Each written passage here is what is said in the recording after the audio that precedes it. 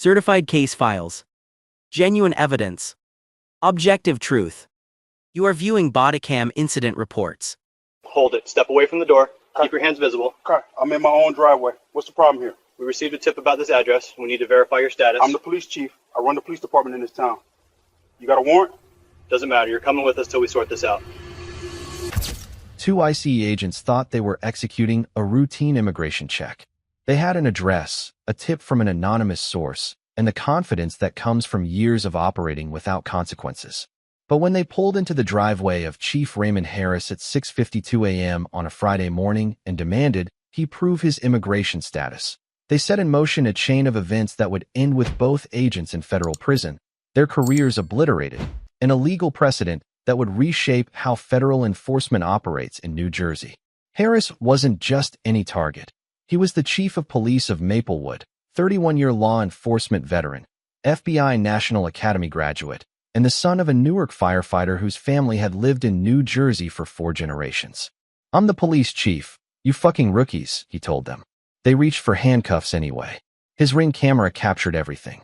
Within 40 minutes, the FBI, the Attorney General's office, and the governor all knew what had happened in that driveway. The settlement, $9.7 million, would be the largest individual payout in New Jersey ICE history. But the real cost wasn't measured in money. It was measured in prison sentences, destroyed careers, and a lesson learned too late. Some driveways you don't pull into without a warrant. Oakwood Drive sat in one of Maplewood's quieter neighborhoods. Tree-lined, well-kept lawns. The kind of street where people waved to each other and knew whose kids belonged to which house. Chief Raymond Harris had lived at number 47 for 19 years. Raised 3 children there. Hosted neighborhood barbecues in the backyard. Watched his daughter leave for her first day as an ADA in Manhattan from that same driveway. Friday morning, 6:52 a.m. Harris stepped out the front door in his dress shirt, coffee travel mug in hand. His unmarked vehicle sat in the driveway. The same SUV he'd driven to work every day for 9 years as chief. The black Dodge Durango pulled in before he reached his car. 2 men, olive tactical vests, ICE insignia. They stepped out with the posture of officers who expected compliance. Harris watched them approach. 31 years of law enforcement had taught him to read body language. These two radiated the particular arrogance of agents who'd never been told no. "Sir, hands where I can see them. We need to verify your immigration status." Harris set his coffee mug on the hood of his car. Slowly, deliberately. "What are you talking about? We received a tip about an illegal living at this address. You fit the description." The description. Harris had heard that phrase 1,000 times, in complaints, in depositions, in civil rights cases he'd reviewed as chief. "I'm the police chief, you fucking rookies." The agent, Derek Sloan, according to the badge visible on his vest, didn't hesitate.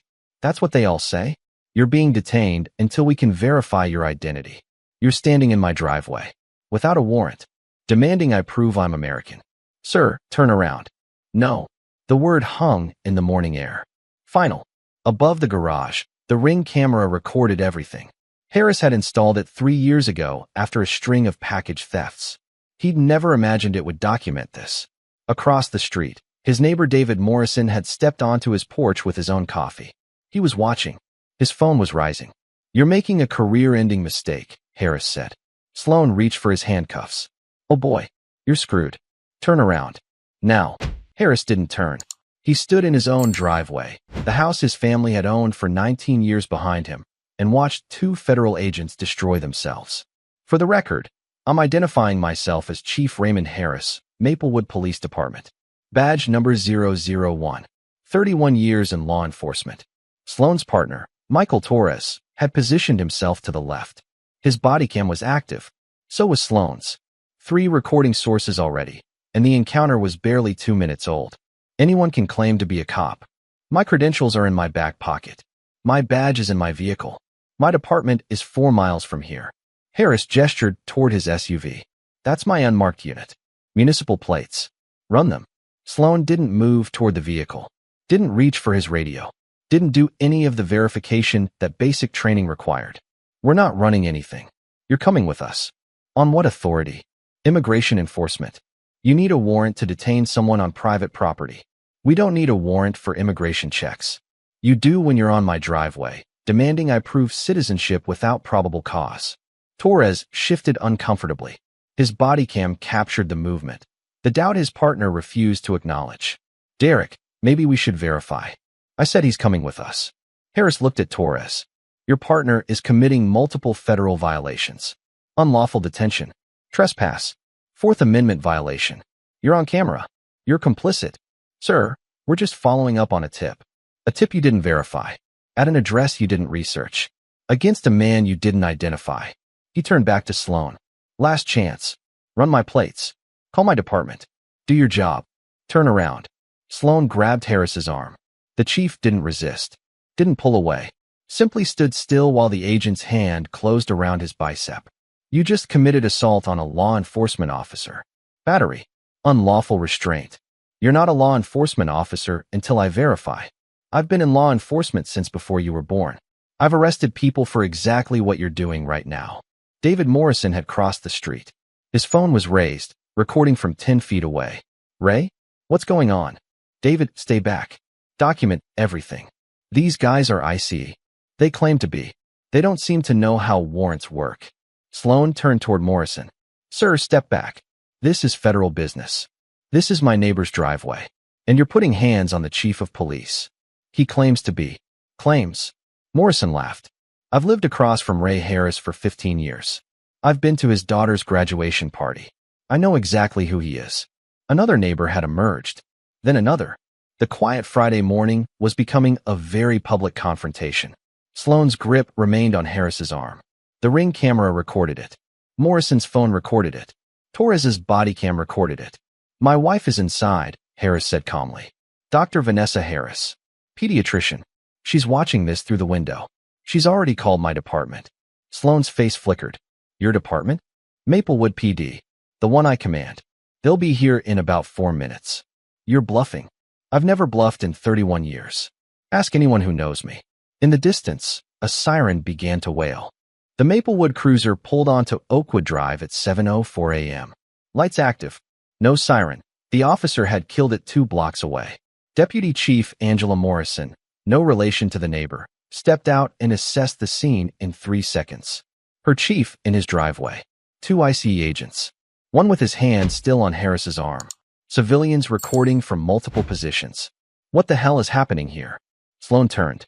He saw the uniform, the rank insignia, the expression of someone who commanded respect and expected answers. Ma'am, this is federal. That's my chief. Release him. We're verifying his immigration. His immigration status is American citizen. Born at Newark, Beth Israel. Family's been in New Jersey 4 generations. Release him now. Torres had already let go of whatever tentative grip he'd maintained. Sloan's hand remained. I don't take orders from local. You're assaulting a law enforcement officer in his own driveway. Without a warrant. Without probable cause. Release him, or I'm placing you under arrest. You can't arrest federal agents. Watch me. Morrison's hand moved to her radio. Dispatch, this is Deputy Chief Morrison. I need backup at 47 Oakwood Drive. Federal agents have assaulted Chief Harris. Notify the county prosecutor. Notify the FBI field office. Notify the Attorney General's office. The radio crackled acknowledgement. Sloan released Harris's arm. This is a misunderstanding. There's no misunderstanding. Harris straightened his shirt, picked up his coffee mug from the hood of his car. You drove into my driveway without a warrant. You demanded I prove my citizenship. You put your hands on me after I identified myself as police chief. He looked at Morrison. Angela, secure their body cam footage. Preservation order. And get their badge numbers. Already on it. More sirens now. County units responding to the deputy chief's call. Sloan's confidence had evaporated. Torres looked like he wanted to disappear into the concrete. We received a tip. You received a tip. You didn't verify it. You didn't research the address. You didn't identify who lived here. You saw a black man in an upscale neighborhood and decided that was enough. 2 county sheriff vehicles arrived. Then a state police cruiser. The quiet suburban street was becoming a crime scene. Harris turned to Morrison. I want their phones secured before they can delete anything. I want their vehicles searched for documentation of this tip. And I want FBI here within the hour. Chief, I should probably go to work. which is what I was doing when these two decided to violate my constitutional rights. He looked at Sloan one final time. I've spent 31 years in law enforcement. I've testified in hundreds of cases. I've trained officers at the FBI National Academy. And you thought you could roll up to my house without a warrant and haul me away because I fit a description. He shook his head. The description was black. That's all you had. And now you're going to explain that to federal prosecutors. An unmarked FBI vehicle turned onto the street. Harris recognized the agent stepping out. He'd worked joint task forces with her for years. Ray, you okay? I'm fine, Janet. These two aren't going to be. The investigation revealed exactly what Harris had suspected. Derek Sloan had accumulated 19 complaints in 7 years. Warrantless stops, unverified tips, targeting minority professionals in affluent neighborhoods. 16 dismissed. 3 resulted in reprimands that changed nothing. His stop records showed the methodology. 83% of his enforcement actions targeted Black or Hispanic individuals. 0 had resulted in actual immigration violations. Every single subject had been American citizens or legal residents. The anonymous tip was traced within 48 hours. A burner phone purchased in Newark. The caller, later identified through voice analysis, was Richard Davenport, a neighbor 3 houses down who had complained about the Harris family's annual 4th of July party for 6 consecutive years. Davenport had a history: noise complaints, parking disputes, a letter to the Homeowners Association questioning whether certain residents were maintaining property values. The language was careful. The intent was clear. He had called IC because a Black family lived on his street. Text messages between Sloan and Torres painted the operational picture. Got a tip about Oakwood Drive. Nice neighborhood. Probably an overstay. Upscale area. Worth checking. These people think money makes them untouchable. These people. The phrase appeared 17 times in Sloan's communications over 3 years. Torres had participated in 11 of Sloan's stops. He had expressed doubt in several. He had been told to follow orders. His cooperation with investigators was immediate and complete. His testimony would be essential. His career was still over. The FBI's analysis concluded that Sloan had operated a pattern of discriminatory enforcement for at least 5 years. His supervisors had enabled it by dismissing complaints and celebrating arrest statistics. Harris's home security footage was pristine. The Ring camera had captured everything in high definition. The demand for immigration status. The claim about fitting a description. The hand on his arm. The moment Sloan chose to ignore identification from a 31-year law enforcement veteran. Neighbor footage added additional angles. David Morrison's phone video. Security cameras from 2 adjacent properties. The evidence was comprehensive and damning. The federal grand jury convened 6 weeks later. Sloan was indicted on deprivation of rights under color of law, assault, unlawful detention, and conspiracy to violate civil rights. Torres received lesser charges in exchange for cooperation. Richard Davenport was indicted separately for filing false reports and conspiracy. Harris testified for 3 hours. He didn't need notes. 31 years of courtroom experience had prepared him for exactly this. They didn't see a homeowner. They didn't see a police chief. They didn't see 31 years of service. They saw a Black man in an expensive neighborhood, and they decided that was suspicious enough. The grand jury returned indictments on all counts. The federal courtroom in Newark drew statewide attention. A police chief detained in his own driveway. ICE agents who ignored identification. The footage played on every news channel. Harris testified in his dress uniform. 31 years of service displayed through medals and insignia. I identified myself as chief of police. I offered to show credentials. I pointed to my unmarked vehicle with municipal plates. The agent responded, "That's what they all say." What happened next? He grabbed my arm. In my own driveway. In front of my neighbors. While my wife watched through the window. The body cam footage played for the jury. Sloan approaching. The demand for immigration status. Harris's identification. The dismissal. The grab. That's what they all say. The phrase echoed through the courtroom. Torres testified under his cooperation agreement. He described Sloan's methodology. The preference for affluent neighborhoods. The assumption that minority residents were targets. The dismissal of complaints as oversensitivity. Did you believe Chief Harris's identification? Yes. Did you communicate that to Agent Sloan? I tried. He told me to shut up. Did you attempt to verify independently? No. I followed his lead. Richard Davenport testified under subpoena. His motivation collapsed under cross-examination. You called ICE because Chief Harris is black. I called because I had concerns. Concerns about what? His barbecues? His daughter's graduation party. There was noise. You called a federal immigration tip line about noise? Davenport had no answer. Sloan's defense argued good faith. Following a tip. Standard procedure. The prosecutor's response was surgical. Standard procedure requires warrant verification. Standard procedure requires identity confirmation. Standard procedure does not include grabbing a police chief in his driveway because you don't believe black men can live in nice neighborhoods. The jury deliberated 4 hours. Guilty. All counts. Sloan. Guilty. Reduced charges. Torres. Guilty. False reports and conspiracy. Davenport. Sloan showed no reaction. Torres wept quietly. Davenport stared at the table. The judge scheduled sentencing for 8 weeks later. Agent Sloan, you were entrusted with federal authority. You used it to harass, detain, and assault an American citizen, a police chief, in his own driveway. Without a warrant. Without verification. Without any legal basis. The judge reviewed sentencing materials without expression. Your pattern spans 5 years. 83% of your stops targeted minorities. 0 resulted in actual violations. Every complaint was dismissed because your supervisors prioritized numbers over rights. Sloan's sentence, 5 years federal prison. Enhanced for pattern of conduct and assault on a law enforcement officer. Torres received 18 months. Cooperation had reduced his exposure but couldn't eliminate it entirely. Davenport received 2 years probation for 100 hours community service and mandatory diversity training. The judge noted that his actions had weaponized federal enforcement against his neighbors. All 3 were led from the courtroom in handcuffs. The civil settlement followed within 3 months. The Department of Homeland Security agreed to pay $9.7 million rather than face a trial exposing systemic failures across the Newark field office. Harris directed the distribution. $3 million to scholarships for law enforcement professionals from underrepresented communities. $2 million to civil rights organizations focused on immigration enforcement accountability. $1 million to the New Jersey Law Enforcement Memorial Foundation. The remainder secured his family. College for his youngest daughter.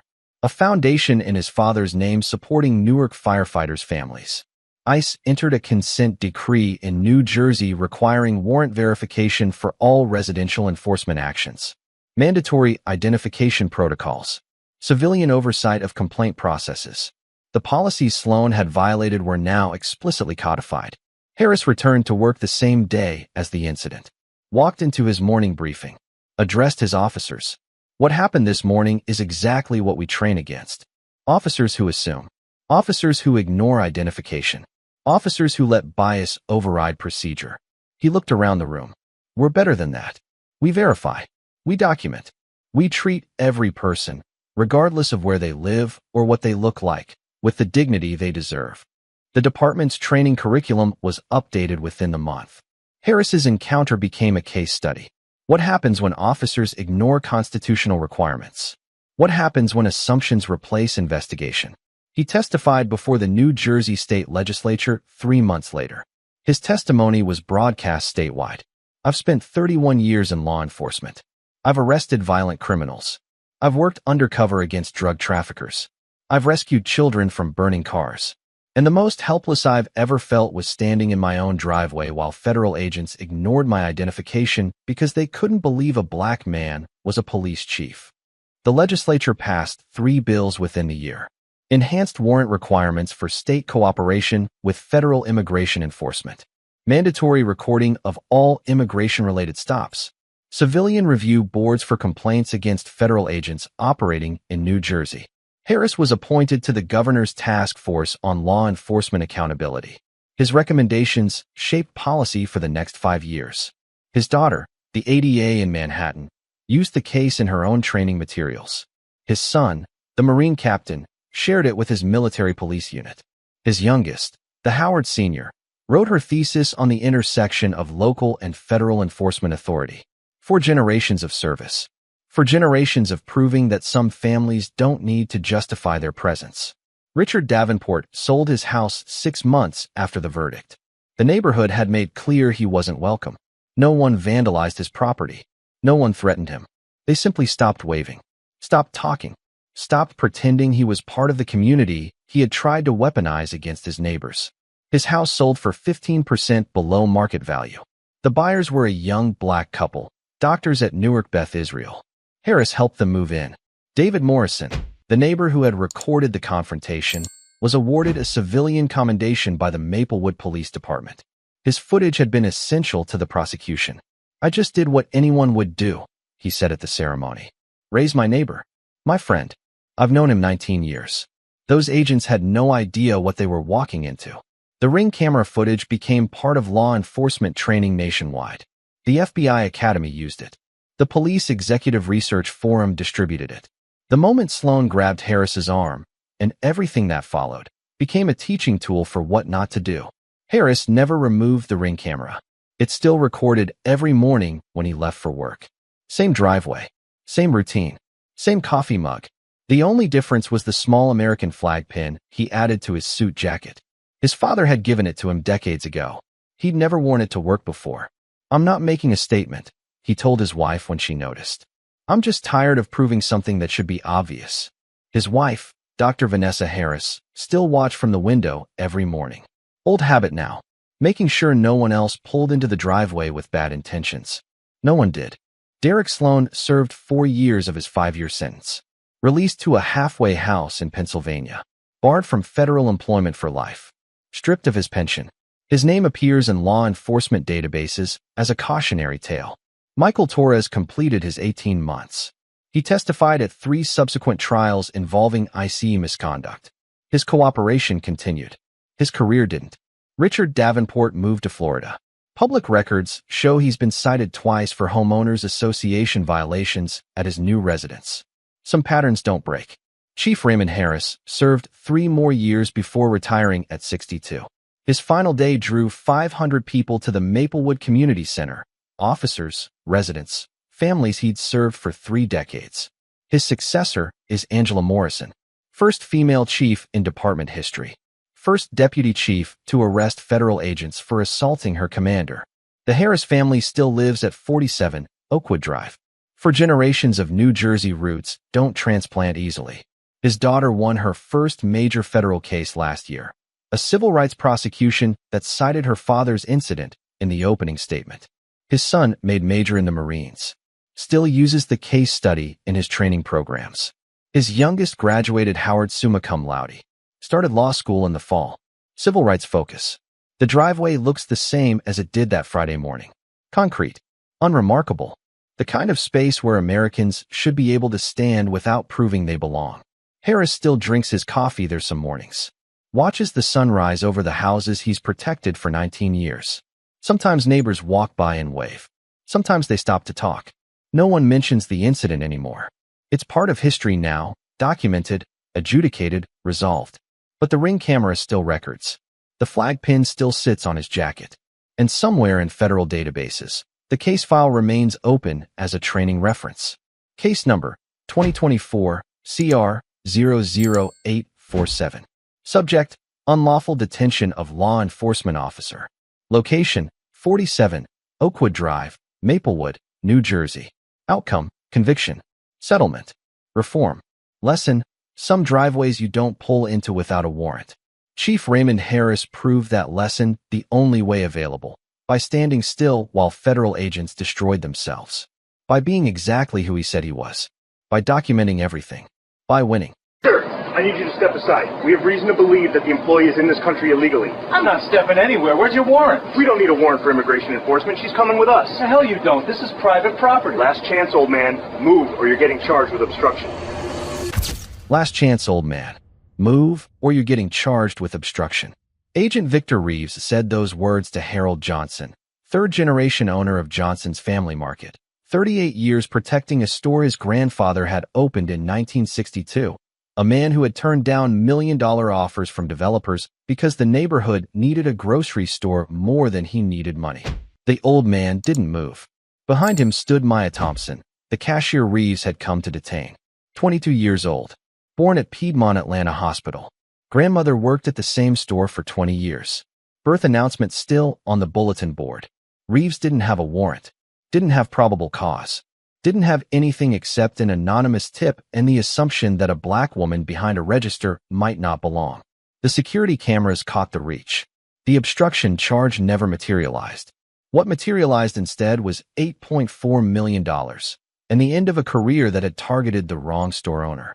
Johnson's Family Market sat on Edgewood Avenue in the old 4th Ward, the same corner it had occupied since Samuel Johnson signed the lease in 1962. The neighborhood had changed around it. Segregation had ended. Urban renewal had come and gone. Gentrification had transformed the blocks on either side. The store remained. Maya Thompson had been part of that store since before she could walk. Her grandmother Dorothy had carried her through the aisles as an infant. Her mother Patricia still shopped there every Sunday after choir practice at Ebenezer Baptist. Register 3 was Maya's station. 6 years behind that counter. Bagger at 16, cashier at 18, assistant manager at 21. The regulars lined up for her lane because she remembered their names, their orders, the small details that turned transactions into conversations. Thursday afternoon, 2:23 p.m. The after-lunch rush filling the checkout lanes. Maya was scanning groceries for Mrs. Patterson. Weekly order, same items every week, when the two men entered through the front doors. Olive tactical vests, 10 cargo pants, ice insignia on the shoulders. They walked directly toward her register. Maya Thompson? She looked up. The scanner beeped in her hand, forgotten. Yes. We need you to come with us. Mrs. Patterson's groceries sat half-bagged on the counter.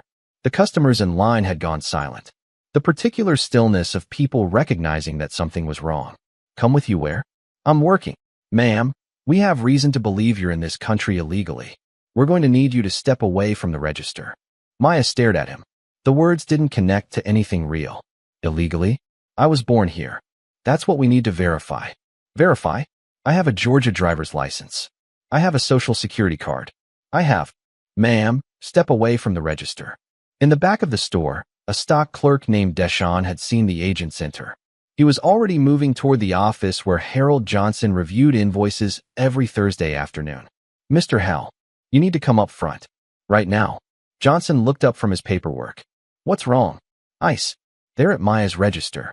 Johnson was out of his chair before Deshawn finished the sentence. 62 years old, but he moved like a man half his age when his people needed him. He pushed through the stockroom door and saw the scene at Register 3. 2 agents. Maya frozen behind the counter. Customers watching with phones beginning to rise. 38 years of protecting this store. 3 generations of Johnson family legacy. And now federal agents trying to take one of his own. He walked straight toward them. Johnson positioned himself between Reeves and the register. The movement was deliberate. A physical barrier backed by 38 years of ownership and 62 years of family history. What's going on here? Reeves turned. He saw the green apron, the flannel shirt beneath it, the stance of someone who wasn't moving.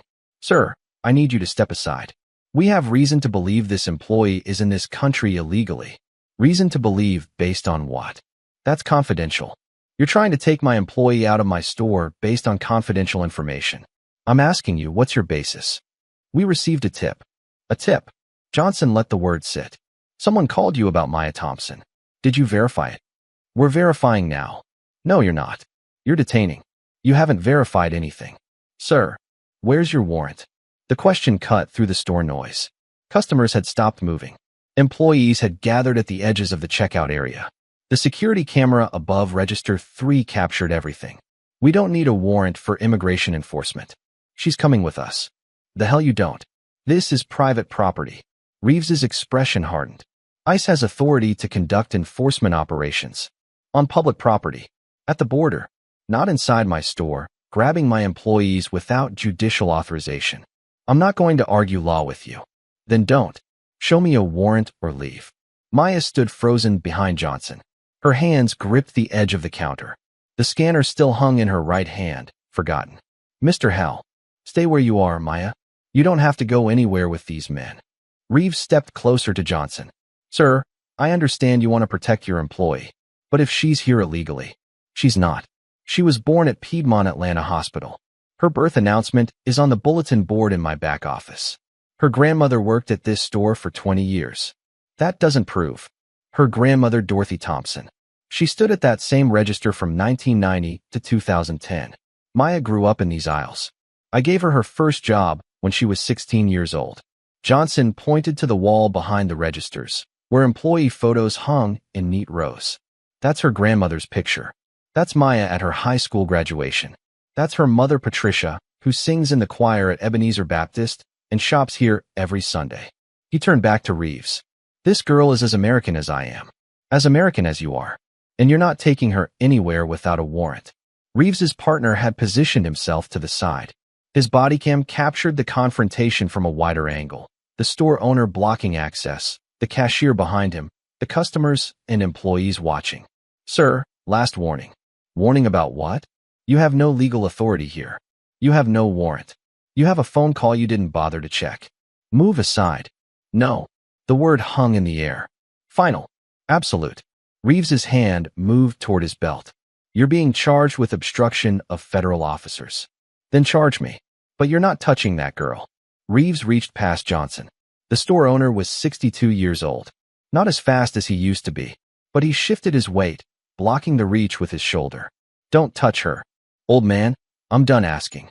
And I'm done being polite. Get out of my store. Reeves grabbed Johnson's arm, trying to move him aside. Johnson held his ground. 38 years of lifting stock boxes and refusing to sell to developers had left him stronger than he looked. You're assaulting me in my own store. I'm executing federal authority. You're committing battery on private property without a warrant. The customers had their phones up now. At least 6 cameras documenting the confrontation from different angles. The store's security system captured it all from above. The agent's hand on the owner's arm. The struggle for position, Maya pressed against the counter behind them. Mrs. Patterson, 73 years old, shopping at this store since Harold Sr. ran it, raised her voice. You leave that man alone. That's Mr. Hal. He's been running this store since before you were born. Other voices joined. What are you doing? She works here. We know her. Get out of this store. Reeves's partner shifted uncomfortably. His body cam captured his face, the doubt that Reeves refused to acknowledge. Victor, maybe we should. Shut up. Reeves released Johnson's arm and reached around him, grabbing Maya's wrist across the counter. She cried out. Not loud, the surprise sound of someone suddenly seized. You're coming with me. Johnson grabbed Reeves's arm with both hands. Let go of her. You're obstructing. You're assaulting my employee. Without a warrant. Without probable cause. In front of 30 witnesses. A man stepped out of line at Register 4. Mid-50s. Gray at the temples. The particular bearing of someone with law enforcement experience. Agent, I'm Detective Lieutenant Marcus Williams, Atlanta PD, retired. What I'm witnessing here is unlawful detention, assault, and trespass on private property. Reeves turned his head but didn't release Maya's wrist. This is federal business. Federal business requires warrants for entry into private establishments to detain individuals. Do you have one? Silence. I didn't think so. Release that woman's arm, or I'll be happy to provide testimony at your civil rights trial. Reeves's partner had stepped back entirely now, distancing himself from the catastrophe. Victor, let her go. This isn't worth it. She's an illegal. She's a citizen. Look around. Everyone here knows her. Everyone's recording. Let her go. Johnson's voice dropped low. The tone he used when firing an employee who'd stolen from the register. Quiet. Final. Absolute. You've got 3 seconds to release my employee. Then I'm pressing charges for assault, trespass, and civil rights violations. 1. Reeves's grip remained. 2. The cameras recorded. The witnesses watched. 3. Reeves released Maya's wrist. She pulled her arm back, cradling it against her chest. This isn't over. You're right. Johnson straightened his apron. It isn't. Because you're going to explain to a federal judge why you walked into my store without a warrant and put your hands on a 22-year-old woman who was born 6 miles from here. The customers closed ranks around Register 3, not threatening, witnessing, documenting, refusing to let the agents isolate their targets. Mrs. Patterson stood at Johnson's right shoulder. 73 years of shopping at this store, and she wasn't about to watch it violated. I remember when Maya was born. Dorothy brought pictures to the store, showed everyone. That baby has been part of this family since day one. Another customer, James Crawford, retired postal worker, stepped forward.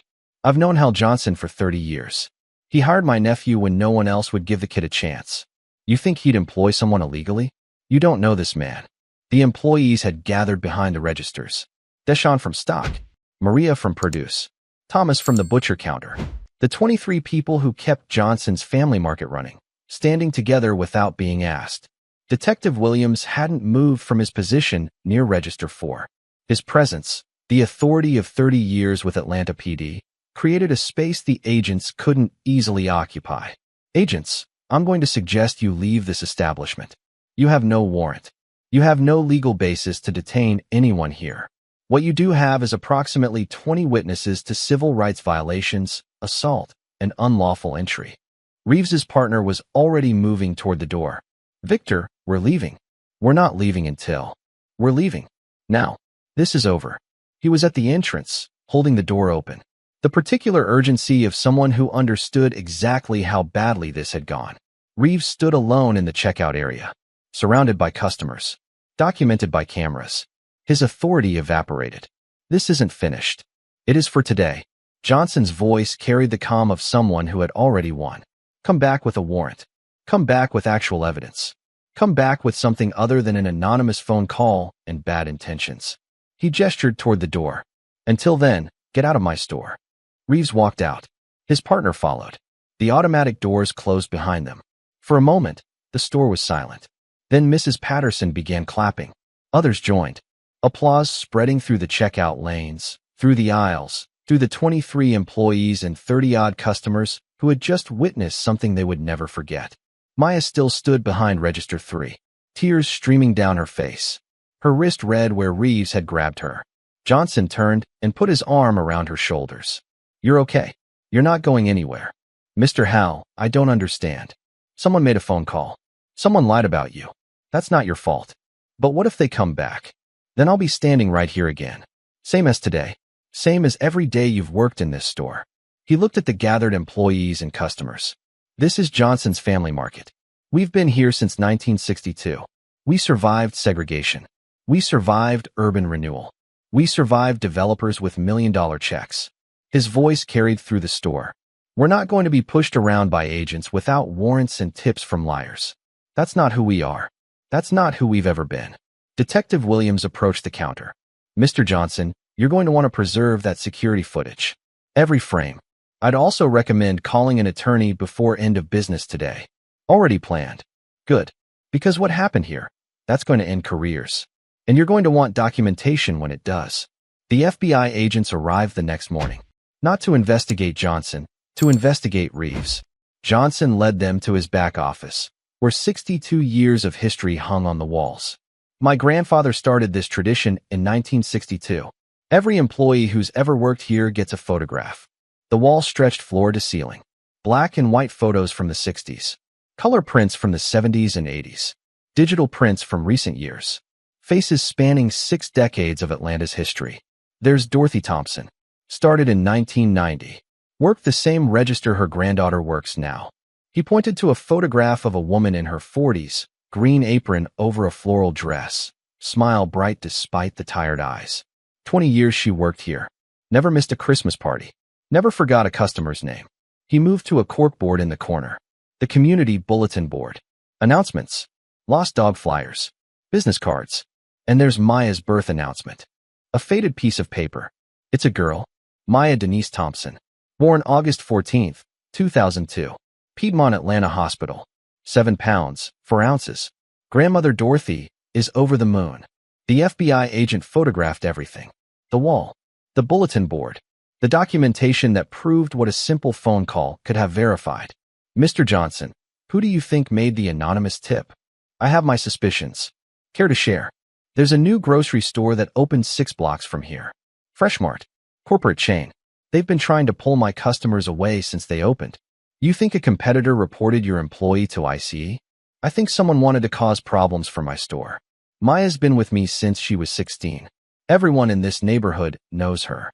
If word got out that ICE was hauling employees away, it would damage your reputation. And my business. Which is exactly what certain people want. The agent made notes. We'll look into it. You do that. And while you're at it, look into how Agent Reeves decided to act on an anonymous tip without any verification. How he walked into a private business without a warrant. How he grabbed a 22-year-old woman hard enough to leave bruises. We're investigating all of it. Good. Because that girl has been part of this store her whole life. Her grandmother built relationships with customers that we still benefit from today. Her mother trusts us to keep her daughter safe. He turned to face the agent directly. I've been turning down developers for 20 years. They offer me millions to sell this corner. I say no every time. You know why? Why? Because this neighborhood needs a grocery store more than I need money. Because these people, he gestured to the wall of photographs, deserve somewhere to work where they're treated with dignity. He looked at the photograph of Dorothy Thompson. Dorothy asked me to hire her granddaughter. Said Maya needed structure, needed responsibility, needed a chance. I gave her that chance. Watched her grow from a scared 16-year-old into someone I trust to run this store when I'm gone. His voice hardened. And some agent without a warrant thought he could walk in here and take her. That's not how this works. Not in my store. Not ever. The anonymous tip was traced within 72 hours. A burner phone, purchased at a gas station in Midtown. The call had lasted 43 seconds. Voice analysis and cell tower data identified the caller, Raymond Chun, 41, district manager for Fresh Mart's Southeast region. Chun had been complaining about Johnson's Family Market since his store opened.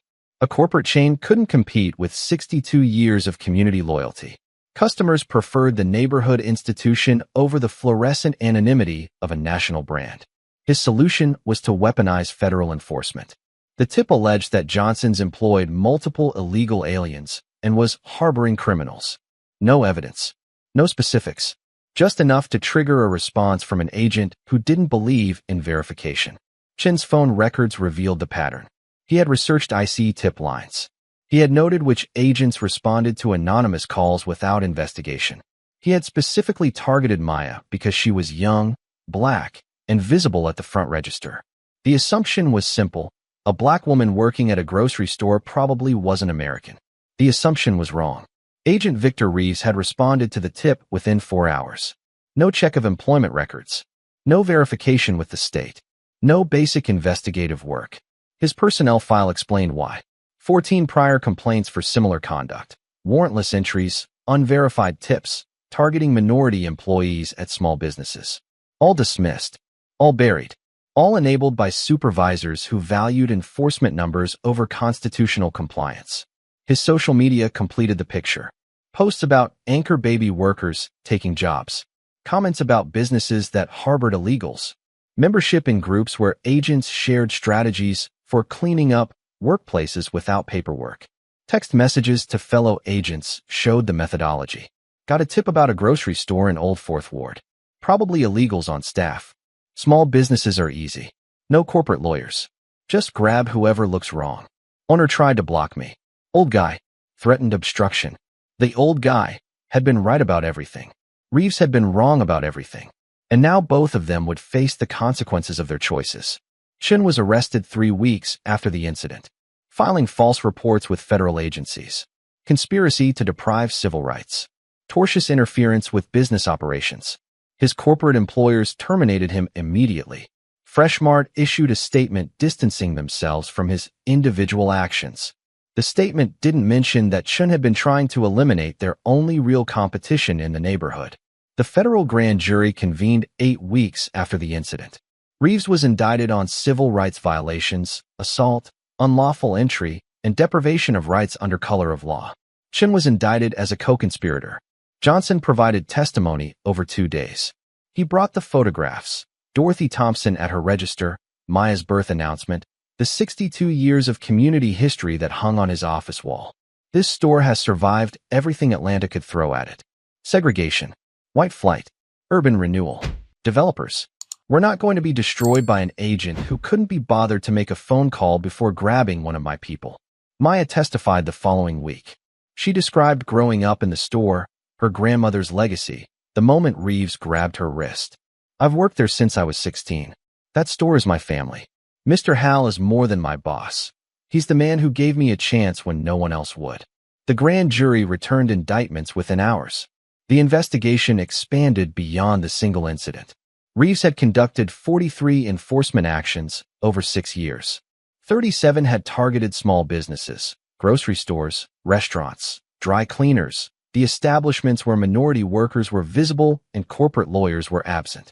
39 of those 43 targets were Black or Hispanic. 0 had resulted in actual immigration violations. Every single one had been released after verification proved they were exactly who they claimed to be. The pattern was systematic. Reeves responded to anonymous tips without verification. He entered private property without warrants. He grabbed employees without probable cause. And when owners objected, he threatened obstruction charges. The threats had worked until Harold Johnson. Previous business owners had been intimidated. They had let Reeves take their employees. They had believed that federal authority was absolute. They hadn't known that, "Where's your warrant?" was the question that could stop everything. Johnson had known. 62 years of family business had taught him that authority without documentation was just bullying with a badge. Digital forensics revealed Reeves's communication patterns. Small businesses are soft targets. No HR departments. No legal teams. Grab the visible ones. Registers, stock floors. Makes an impression. Owners complain, threaten obstruction. They always back down. They hadn't backed down at Johnson's Family Market. The investigation also uncovered a network of similar tips. Chen wasn't the only competitor weaponizing ICE. Restaurant owners had reported rival establishments. Contractors had reported competing crews. Business disputes were being resolved through immigration enforcement. Reeves had facilitated it all, happy to respond to any tip that gave him numbers, happy to ignore verification requirements that would have revealed the fraud. His partner, Agent Lisa Monroe, had been present for 18 of those 43 actions. She had expressed doubts during several. She had been told to shut up and follow orders. Monroe cooperated fully with investigators. Her testimony detailed the pattern: tips received without verification, entries made without warrants, constitutional rights ignored as a matter of routine. "I knew it was wrong," she stated in her deposition. "I should have stopped it. I should have reported it. I followed orders instead." The FBI's analysis concluded that Reeves had systematically violated civil rights for at least 4 years. His supervisors had enabled him by dismissing complaints and rewarding enforcement numbers. The system had protected him until it couldn't anymore. Johnson's resistance had broken that protection. His refusal to move had created a confrontation that couldn't be buried. His security cameras had documented evidence that couldn't be dismissed. That old man, Reeves had texted a colleague after the incident. He wouldn't get out of the way. The old man had been the first person to successfully stand between Reeves and a victim. He wouldn't be the last. The federal courtroom in Atlanta filled to capacity. Neighborhood residents who had shopped at Johnson's for decades. Small business owners who had feared the same treatment. Media documenting a case that had become national news. Maya Thompson testified on the second day. She wore professional clothes, the outfit she had bought for job interviews, the future she was building with her Georgia State degree. "I was scanning groceries when they approached. Mrs. Patterson's weekly order. Same items every Thursday. The agent said I was in the country illegally. What was your response?" "I told him I was born here. He said that's what we need to verify." Then Mr. Hal came. "Describe what happened." "He stood between us. Asked where's your warrant." The agent said he didn't need one. She paused. Then he grabbed my wrist.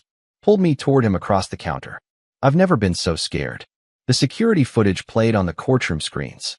The confrontation. Johnson positioning himself as a barrier. Reeves calling him old man. The reach past him to grab Maya's arm. Harold Johnson testified next. Green apron over his flannel shirt, the same outfit he wore every day at the store. "My grandfather opened Johnson's Family Market in 1962, one of the first integrated grocery stores in Atlanta. He believed everyone deserved dignity. My father believed it. I believe it. What happened when you saw Agent Reeves approaching Maya?" "I did what my grandfather would have done. What my father would have done. I protected my employee." "Why didn't you step aside when Agent Reeves demanded it?" "Because he had no right to take her. No warrant. No evidence. Nothing but a phone call he never bothered to verify." He looked at the jury. "Maya's grandmother worked at my store for 20 years. I watched Maya grow up in those aisles. Her birth announcement is still on my bulletin board." He produced the faded paper. Passed it to the bailiff. "It's a girl. Maya Denise Thompson. August 14th, 2002. Piedmont Atlanta Hospital." The announcement circulated through the jury box. That girl is American. That girl is family. And no agent was going to drag her out of my store without legal authority. Raymond Chen testified under subpoena. His corporate demeanor collapsed under cross-examination. You called ICE because you wanted to damage a competitor? I believe there might be. You believed nothing. You wanted Johnson's customers. You decided to use federal agents to destroy his reputation. The jury deliberated for 3 hours. Guilty on all counts. Reeves and Chen both. Reeves received 6 years federal prison. Enhanced for pattern of conduct, assault, and repeated constitutional violations. Chen received 3 years for conspiracy and filing false federal reports. Both were led from the courtroom in handcuffs. The civil settlement followed within 4 months. The Department of Homeland Security agreed to pay $8.4 million rather than face a trial that would expose years of systemic failure.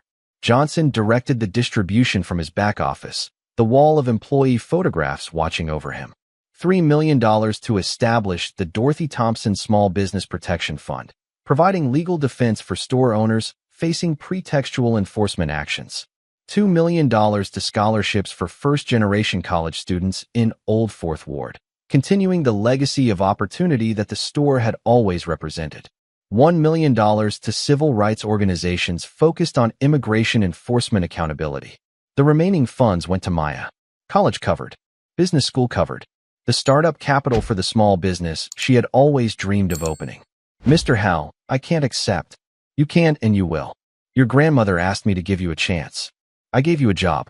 Now I'm giving you a future. ICE entered a consent decree requiring warrants for all enforcement actions at private businesses. The policy Reeves had violated was now explicitly codified. Freshmart closed its Old Fourth Ward location 8 months after the verdict. The community had spoken with their wallets. They remembered what Chen had tried to do. Johnson's Family Market remained. Same corner. Same customers. Same family. Maya graduated from Georgia State 2 years later.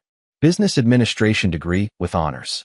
She walked across the stage in a cap and gown, diploma in hand, her mother and Mr. Howell watching from the audience. The photograph went on the wall, right next to her grandmother Dorothy. She still works at the store on weekends. Register 3. The regulars still line up for her lane. She still remembers their names, their orders, the details that make shopping at Johnson's feel like visiting family. Harold Johnson turned 65 last spring. His children want him to retire. He tells them the same thing every time. Retire to what? This store is my life. These people are my family. He still opens at 7 a.m. every day. Still wears the green apron over his flannel shirt. Still turns down developers who wave million-dollar checks. The birth announcement is still on the bulletin board. Faded now. Protected by a frame that Johnson added after the trial. It's a girl. Maya Denise Thompson. American. Always was. Always will be. Some agents never learned that lesson. Harold Johnson had taught it the only way he knew how, by standing his ground and refusing to move. By being the old man who wouldn't get out of the way. By protecting his people the same way his grandfather had in 1962, the same way his father had for 30 years after that, the same way he would until someone else took over the apron. The store endures. The community endures. The lesson endures. Where's your warrant? The question that cost ICE $8.4 million. The question that saved a young woman from being dragged away. The question Harold Johnson will ask again, if anyone is ever foolish enough to try. Sir, step aside. We're here for her. We have information that she's in this country illegally. I'm not stepping anywhere. This is my hospital. Where's your warrant? We don't need a warrant for immigration enforcement. You absolutely do need a warrant to enter my facility and detain my staff. Last warning, move aside or you'll be charged with obstruction. Where's your warrant? Dr. Michael Sullivan asked the question that would cost ICE $11.9 million. The agents had come for Adrienne Hayes, 8-year emergency nurse, Georgia Nurse of the Year, the woman her colleagues called the heart of the ER. They claimed to have information she was in the country illegally. The information was a lie. The nurse was born in Macon, Georgia. Her father had worked at the Macon post office for 35 years. She had degrees from Emory and Georgia State. But Agent Derek Morrison didn't have a warrant, didn't have probable cause, didn't have anything except an anonymous tip and the assumption that a black nurse in scrubs might not belong. Dr. Sullivan, Chief Medical Officer, former Army trauma surgeon, the man who once told a state senator to get out of my ER. positioned himself between the agents and his nurse. "This is my hospital. You're not taking anyone without proper legal authority." The security cameras captured everything. The staff gathering behind their CMO. The agents threatening obstruction charges. The moment federal authority met someone who wouldn't bend. $11.9 million. Career destroyed. And a chief medical officer who proved that protecting your people isn't just policy, it's principle. Grady Memorial Hospital never slept. The Level 1 Trauma Center served Atlanta's most critical patients. Gunshot wounds, car accidents, the emergencies that couldn't wait for morning. The emergency department ran on 12-hour shifts, and the overnight crew had seen everything the city could deliver. Adrian Hayes had worked the 7 p.m. to 7 a.m. shift, 12 hours that had included 3 trauma codes, a pediatric cardiac arrest, and the steady stream of patients that defined emergency medicine at a major urban hospital. The pediatric code had been the hardest. 4-year-old boy, drowning incident. They had worked him for 47 minutes before achieving return of spontaneous circulation. He was upstairs now, in the pediatric ICU, alive because of the team that had refused to stop. Hayes had led that team. Senior charge nurse. 8 years in the emergency department. The certifications that proved her expertise, CEN, TCRN, hung on her wall at home, next to the Georgia Nurse of the Year plaque from 2022. Her scrubs still carried the evidence of the night. The particular exhaustion that came from 12 hours of constant crisis. The satisfaction that came from knowing she had made a difference. Her twins, Zoe and Zara, 6 years old, would be waking up soon at her mother's house. Tuesday mornings meant pancakes and cartoons before the school bus arrived. Hayes would sleep for a few hours, then pick them up, hear about their day, pretend she wasn't exhausted. Single motherhood and emergency nursing required a particular kind of strength. Hayes had found it in the same place her parents had found theirs, in faith, in family, in the knowledge that hard work meant something. Her mother had taught elementary school in Macon for 30 years. Her father had sorted mail at the Macon post office for 35. The Hayes family understood service. They understood showing up. Adrian had shown up every shift for 8 years. Never late. Never absent without cause. The nurse her colleagues called when cases got complicated, when patients got difficult, when the night seemed like it would never end. The heart of the ER. That's what they called her. Not because she was soft. Emergency nurses couldn't afford softness, but because she cared in ways that patients remembered. She was walking toward the emergency department exit at 6:47 a.m. when she noticed the 2 men approaching. Olive tactical vests, 10 cargo pants, black boots, ice insignia visible on their shoulders. They were walking directly toward her. Hayes paused. The automatic doors were 10 feet away. Freedom was 10 feet away. Her car in the parking garage. Her mother's house. Her daughter's. The men stopped in front of her. Adrian Hayes? Yes. We need you to come with us. Adrian had shown up every shift for 8 years. Never late. Never absent without cause. The nurse her colleagues called when cases got complicated, when patients got difficult, when the night seemed like it would never end. The heart of the ER. That's what they called her. Not because she was soft. Emergency nurses couldn't afford softness, but because she cared in ways that patients remembered. She was walking toward the emergency department exit at 6:47 a.m. when she noticed the 2 men approaching.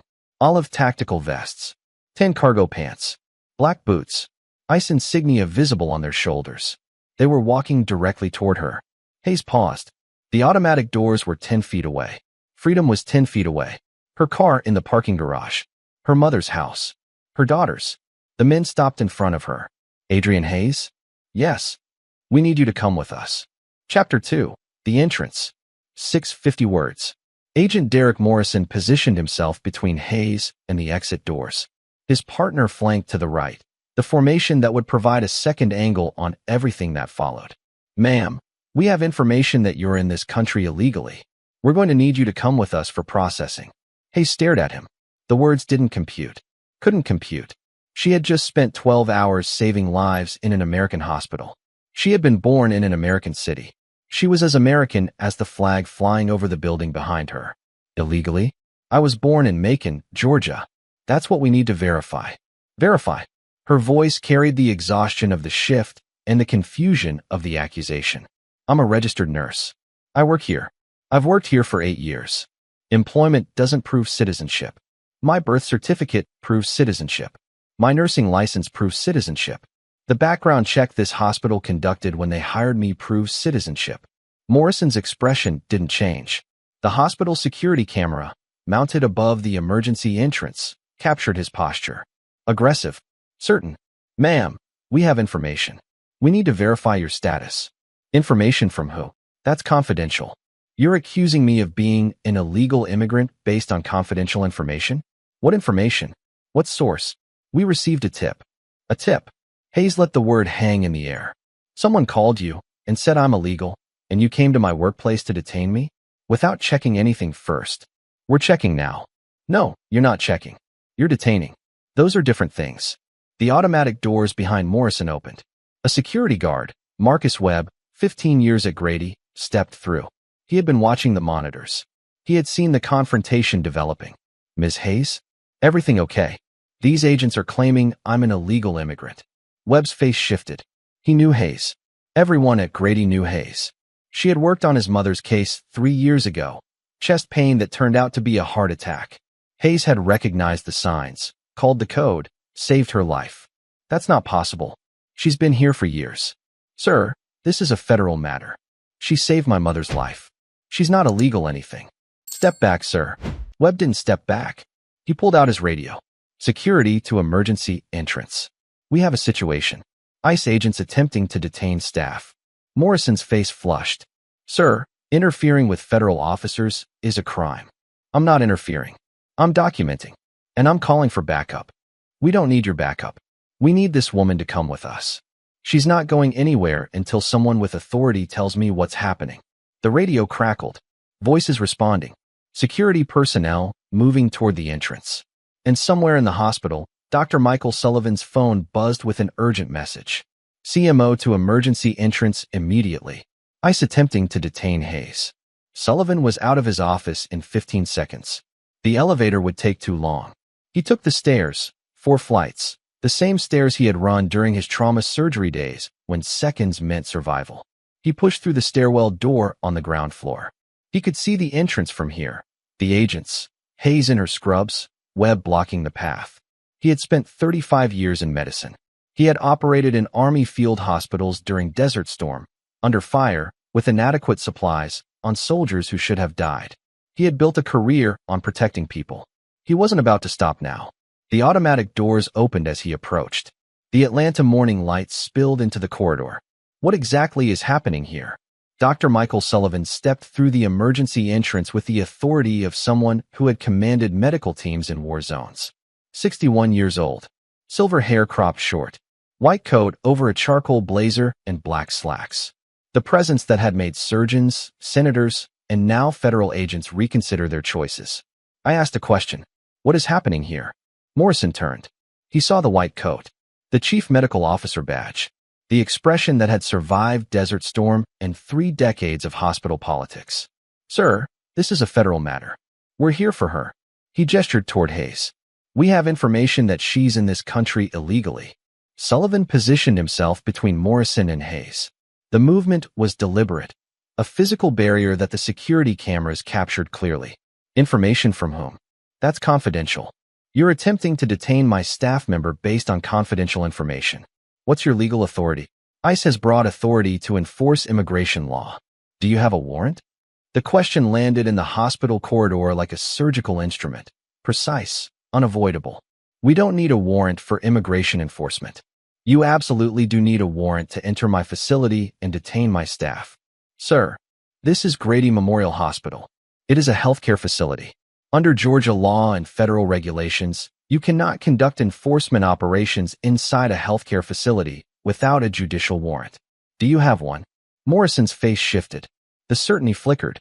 We have authority to detain individuals suspected of immigration violations. On the street, at the border, in locations where you have jurisdiction. This is a hospital. My hospital. And I'm asking you again, do you have a warrant? I don't need. Yes or no? Do you have a warrant authorizing you to enter this facility and detain Adrian Hayes?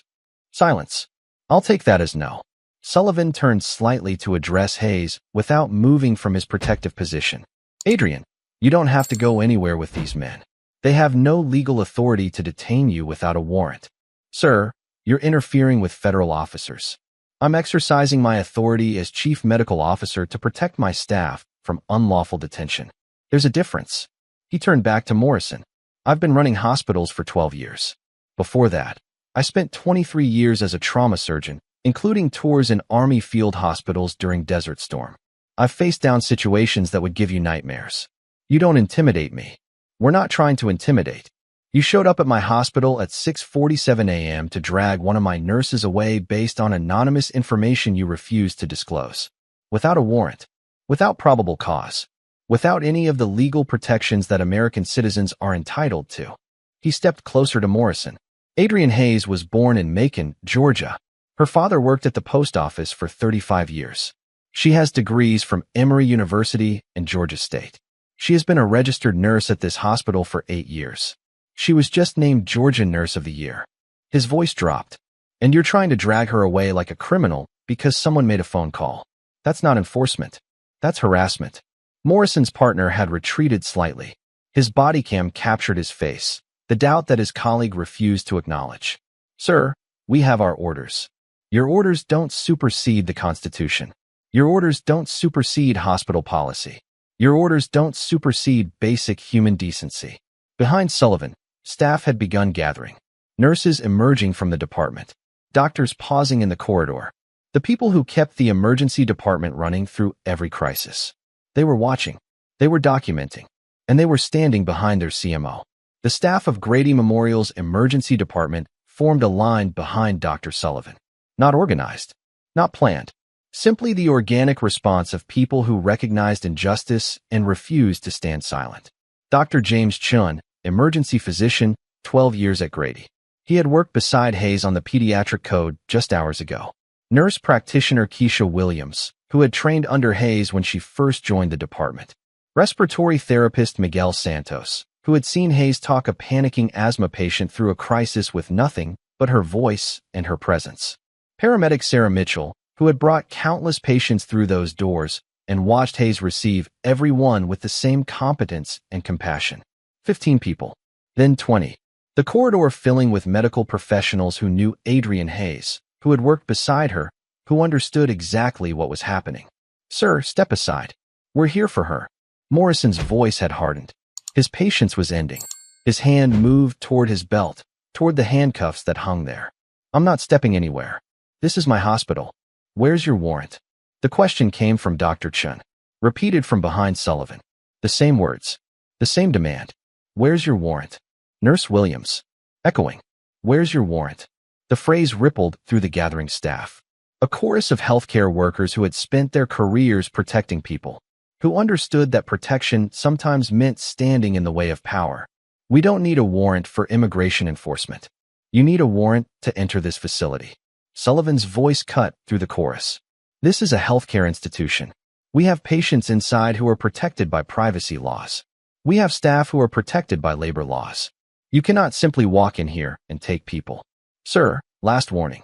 Move aside or you'll be charged with obstruction. Obstruction of what? You have no warrant. You have no probable cause. You have an anonymous tip about a woman who was born in Georgia, educated in Georgia, and has served this hospital for 8 years. He stood his ground. I've faced down insurgent fire in Iraq. I've operated on soldiers while mortars landed outside the tent. You think the threat of obstruction charges is going to make me abandon my staff? Morrison reached for his handcuffs. You're being detained for interfering with federal officers. Then you'll have to detain all of us. Dr. Chin stepped forward. Beside Sullivan. Shoulder to shoulder. You'll have to detain me too. Nurse Williams stepped forward. And me? Santos. Mitchell. Others whose names would later fill the witness list. 23 medical professionals stood between Morrison and Hayes. 23 people who had chosen healthcare because they believed in protecting others. 23 witnesses with phones raised, documenting everything. Morrison's partner had gone pale.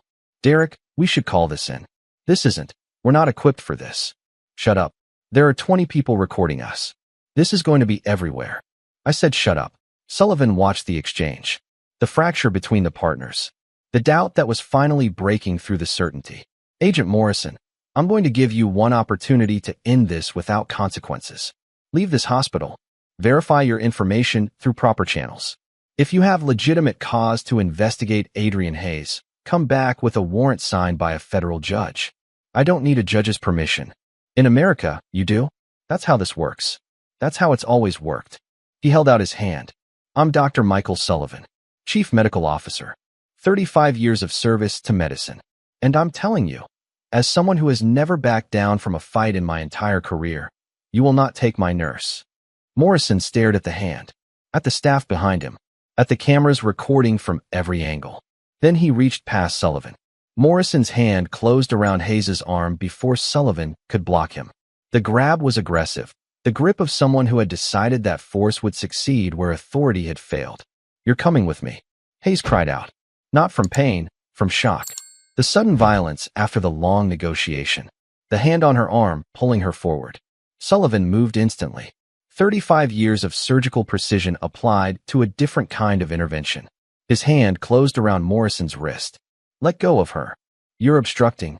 You're assaulting a healthcare worker. In a hospital. Without a warrant. Let go. The security camera captured the moment. Morrison's hand on Hayes' arm. Sullivan's hand on Morrison's wrist. The physical confrontation that transformed a civil rights violation into assault. Morrison pulled Hayes toward him. Sullivan held firm. Let go of her right now. She's coming with us. She's not going anywhere. You have no legal authority. You have no warrant. You have no right to put your hands on my staff. The staff behind Sullivan surged forward. Not to attack, to document, to witness, to ensure that whatever happened next would be seen by everyone. Dr. Chin's phone captured Morrison's face, the particular expression of someone whose control was slipping. Nurse Williams's phone captured Hayes, her arm in Morrison's grip, her face showing the fear that 8 years of emergency nursing hadn't prepared her for. Security guard Webb was on his radio. We need Atlanta police at emergency entrance. Federal agents assaulting staff. Repeat, federal agents assaulting staff. Morrison's partner had stopped trying to help. He stood frozen, the posture of someone watching his career collapse in real time. Derek, let her go. This isn't worth it. Shut up. Look around. 20 cameras. 30 witnesses. Atlanta PD is coming. Let her go. She's an illegal. She's a citizen. Look at her badge. Look at her credentials. She works here. The partner's voice cracked with desperation. Let her go before this gets worse. Sullivan spoke directly to Morrison. His voice had dropped to the register he used in operating rooms. Calm. Absolute. The voice that commanded life and death. Agent Morrison, you are assaulting a registered nurse who has committed no crime. You are doing so without a warrant, without probable cause, and in violation of this facility's status as a protected healthcare institution. He tightened his grip on Morrison's wrist. If you don't release her in the next 5 seconds, I will personally ensure that you face federal charges, civil liability, and the end of your career. You can't threaten. I'm not threatening. I'm informing. 5. Morrison's grip remained. 4. The staff pressed closer. 3. His partner stepped back, physically distancing himself from the confrontation. 2. Morrison looked at Sullivan. At the cameras. At the staff. At the hospital entrance that had become a battlefield. 1. His hand released Hayes' arm. She stumbled backward into the arms of her colleagues. Nurse Williams caught her. Dr. Chin steadied her. Morrison stood in the center of the corridor, surrounded by medical professionals, documented by cameras, his authority shattered. This isn't over. You're right. Sullivan's voice carried no triumph, only certainty. It isn't. Because by the time I'm done, you're going to wish you had never walked into my hospital. He turned to Webb. No one leaves until Atlanta police arrive. These men are going to explain exactly what they were doing here. Morrison's face had gone gray. His partner was already on the phone, not to ICE, but to a lawyer. The assault was documented. The violation was recorded. And the consequences were just beginning. The calls went out simultaneously. Hospital administration contacted the city attorney's office within 4 minutes of Morrison releasing Hayes' arm. The words "federal agents assaulting staff" triggered immediate response. The mayor's office received notification 6 minutes after that. The chief of staff, himself a former prosecutor, recognized the political and legal implications instantly. Media calls started at 7:15 a.m. WSB-TV, The Atlanta Journal-Constitution, CNN's Atlanta Bureau. The phrase, ICE agents detain nurse at Grady Memorial, spread across assignment desks like wildfire. By 7:30 a.m., the first news van arrived. By 7:45 a.m., there were 4. By 8 a.m., the story had gone national. Morrison and his partner remained at the hospital, not because they chose to, but because Atlanta police had arrived and were taking statements. The crime scene had been established. The witnesses had been identified. The investigation had begun. Hayes sat in Dr. Sullivan's office, wrapped in a blanket someone had brought, hands shaking around a cup of coffee she couldn't drink. "I don't understand." Her voice was quiet, shattered. "I was just leaving work. I was just going home to my daughters." Sullivan sat across from her. The adrenaline of the confrontation was fading, replaced by the familiar exhaustion of crises survived. "You didn't do anything wrong, Adrian. This wasn't about you." "Then what was it about?" "It was about someone making a phone call.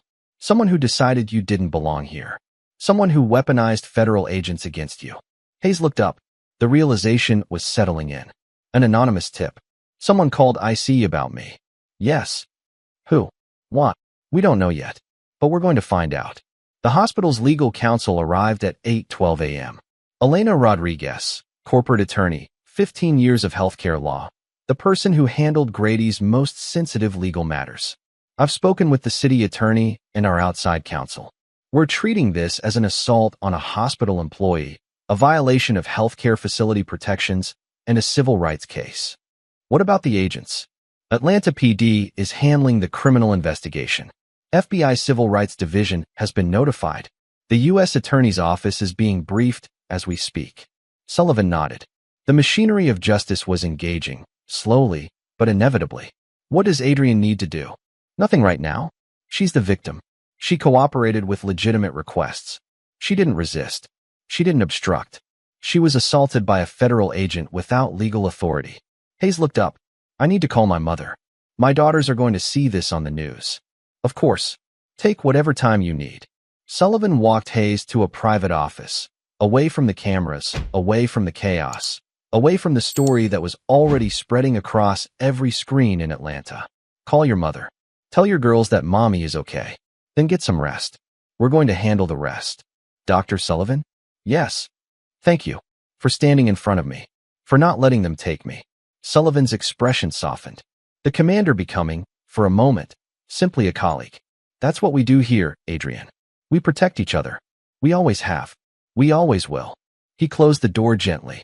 Then he walked back to the emergency entrance, where the cameras were waiting, where the questions were multiplying, where the story of the warrant that never existed was about to become national news. "I'll make one statement. Then we're done until our attorneys advise otherwise." The cameras focused. The microphones extended. And Dr. Michael Sullivan prepared to tell the world what had happened in his hospital. The investigation revealed exactly how thin the pretext had been. The anonymous tip had been traced within 72 hours. A phone call from a burner purchased at a gas station indicator. The caller, later identified through voice analysis and cell tower data, was Gerald Whitmore, a 47-year-old accountant from Buckhead. Whitmore had been in Grady's emergency department 3 weeks earlier. His wife had presented with chest pain. The wait had been 4 hours, standard for a level 1 trauma center during a busy night, but unacceptable to a man who believed his wife's discomfort should have superseded everyone else's emergencies. The nurse who had triaged his wife was Adrian Hayes. Hayes had been professional, courteous. She had explained the wait times, provided updates, ensured that Mrs. Whitmore was monitored appropriately. The wife had been discharged with a diagnosis of acid reflux. Uncomfortable, but not life-threatening. Gerald Whitmore had decided that the wait was Hayes' fault. He had decided that her professionalism was attitude. He had decided that a black nurse had disrespected his wife. He had called ICE. The anonymous tip alleged that Hayes was an illegal immigrant using stolen credentials. No evidence. No basis. Just the rage of a man who believed a nurse should have prioritized his wife over dying patients. Agent Derek Morrison had responded without verification. No check of nursing board records. No call to the hospital. No basic investigative work that would have confirmed Hayes' citizenship in under 5 minutes. His case file showed a pattern of similar responses. 14 prior enforcement actions based on anonymous tips, all targeting Black or Hispanic professionals at healthcare facilities, schools, and government offices. All unfounded. All conducted without warrants or proper verification. His social media accounts completed the picture. Posts about anchor babies taking professional jobs. Comments about diversity quotas in healthcare. Membership in online groups where users shared strategies for reporting suspicious workers to immigration authorities. Text messages to fellow agents revealed the methodology. Got a tip about a nurse at Grady. Black, probably illegal. Worth checking out. Healthcare is full of them. Fake credentials everywhere. Easy bust.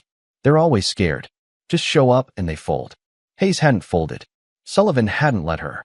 The FBI Civil Rights Division opened a formal investigation within the week. The charges being considered: deprivation of rights under color of law, assault, unlawful entry into a protected healthcare facility. Gerald Whitmore, the anonymous tipster, was also under investigation. Filing false reports with federal agencies. Conspiracy to deprive civil rights. The weaponization of immigration enforcement against innocent Americans. Both men would face federal charges.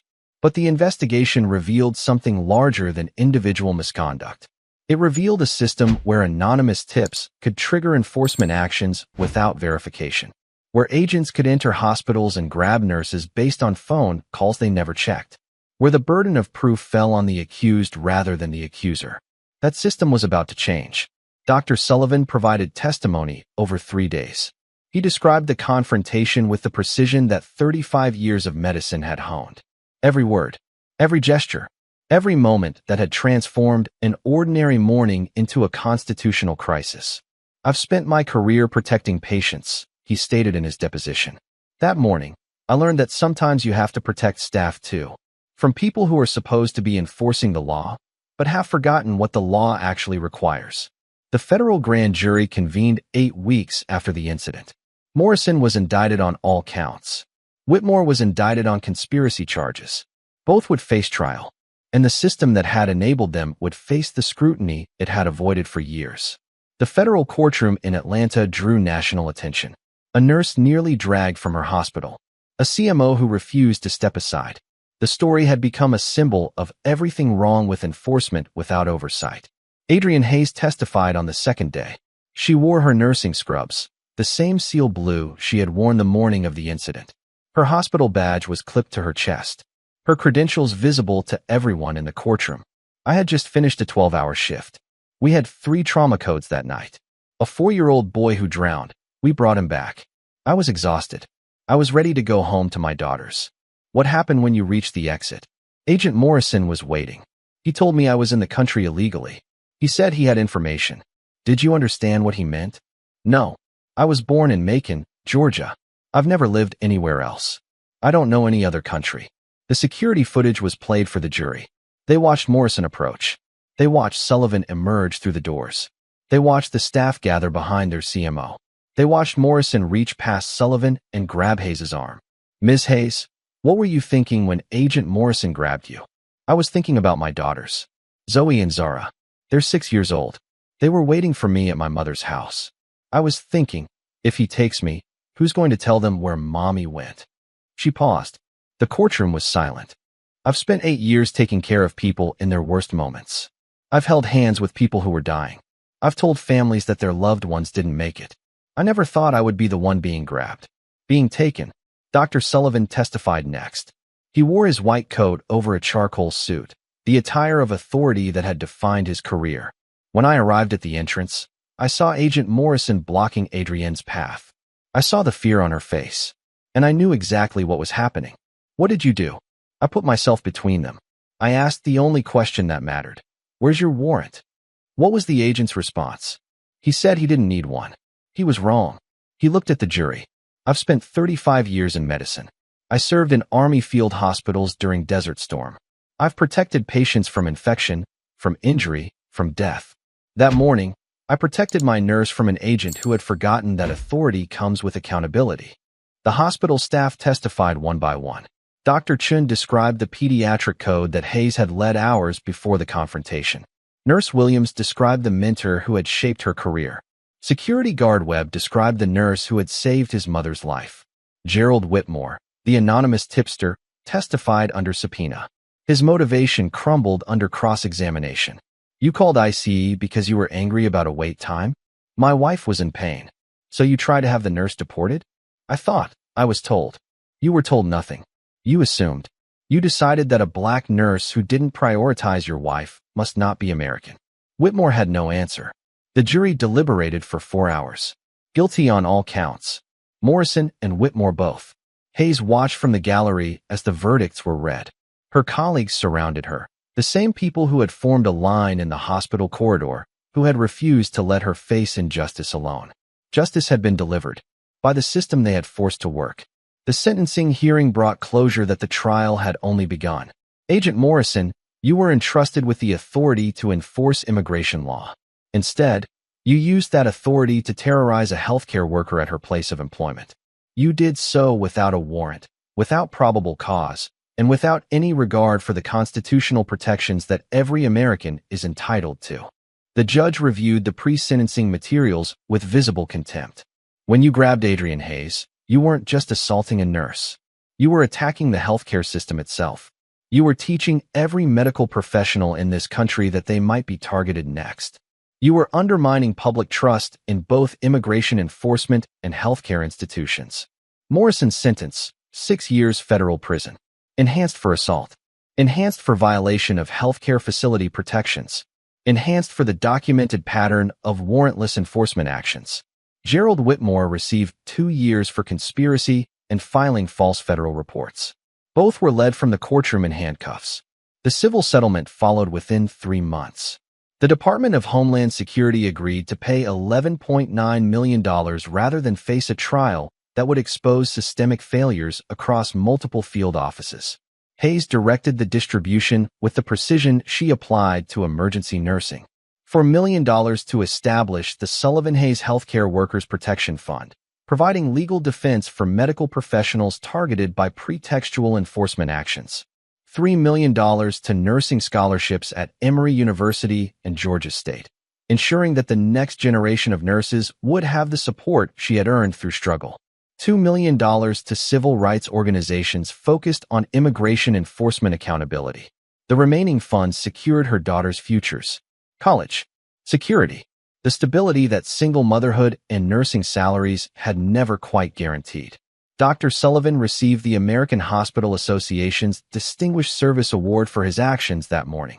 He accepted it at a ceremony that drew healthcare executives from across the country. I didn't do anything exceptional. I did what any leader should do when their people are threatened. I stood in the way. He looked at the audience. Every one of you has staff who depend on you. Staff who trust that when they come to work, they'll be protected. That trust is sacred. It's the foundation of everything we do. He held up the award. This belongs to everyone who stood behind me that morning. The doctors, the nurses, the technicians, the security guards, the people who said, "You'll have to detain all of us," and meant it. ICE entered a consent decree requiring warrants for all enforcement actions at healthcare facilities.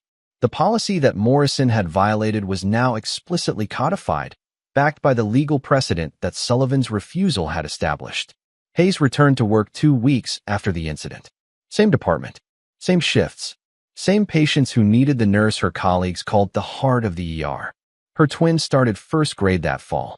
They knew something had happened at Mommy's hospital, something that had put her face on television, something that had made people call her a hero. Hayes didn't feel like a hero. She felt like a nurse who had almost been taken from her children, who had been saved by colleagues who refused to look away. Every morning, she walked through the same emergency entrance where Morrison had grabbed her arm. The same doors, the same corridor, the same hospital where she had spent 8 years saving lives.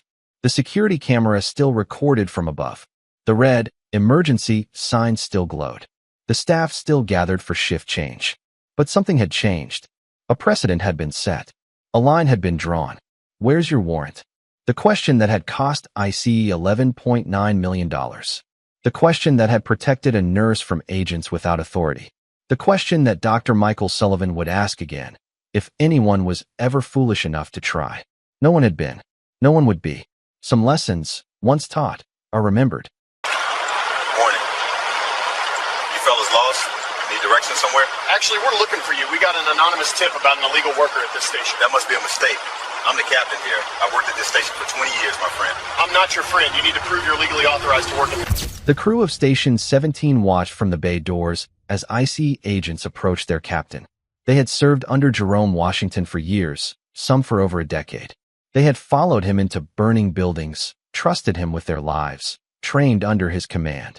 They knew his father had served at the same station. They knew his grandfather had been one of the first black firefighters in Atlanta. They knew he had been born 6 blocks away and had never lived anywhere else. And they watched as Agent Kyle Braddock demanded their captain prove he was legally authorized to work in this country. They watched as Washington showed his credentials and was dismissed. They watched as he explained his family history and was ignored. They watched as handcuffs came out.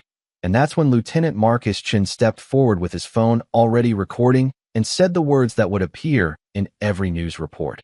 You're about to handcuff a man who's saved more lives than you'll ever meet. And we're all witnesses. $9.8 million. Federal conviction. And a crew that stood behind their captain, the same way he had always stood in front of them. Station 17 sat on Boulevard Northeast in the old 4th Ward, the neighborhood that had shaped Atlanta's civil rights history, the neighborhood where Martin Luther King Jr. was born, the neighborhood where Jerome Washington had spent his entire life. The morning shift change happened at 7:30 a.m. Captain Washington arrived 8 minutes early, as he always did.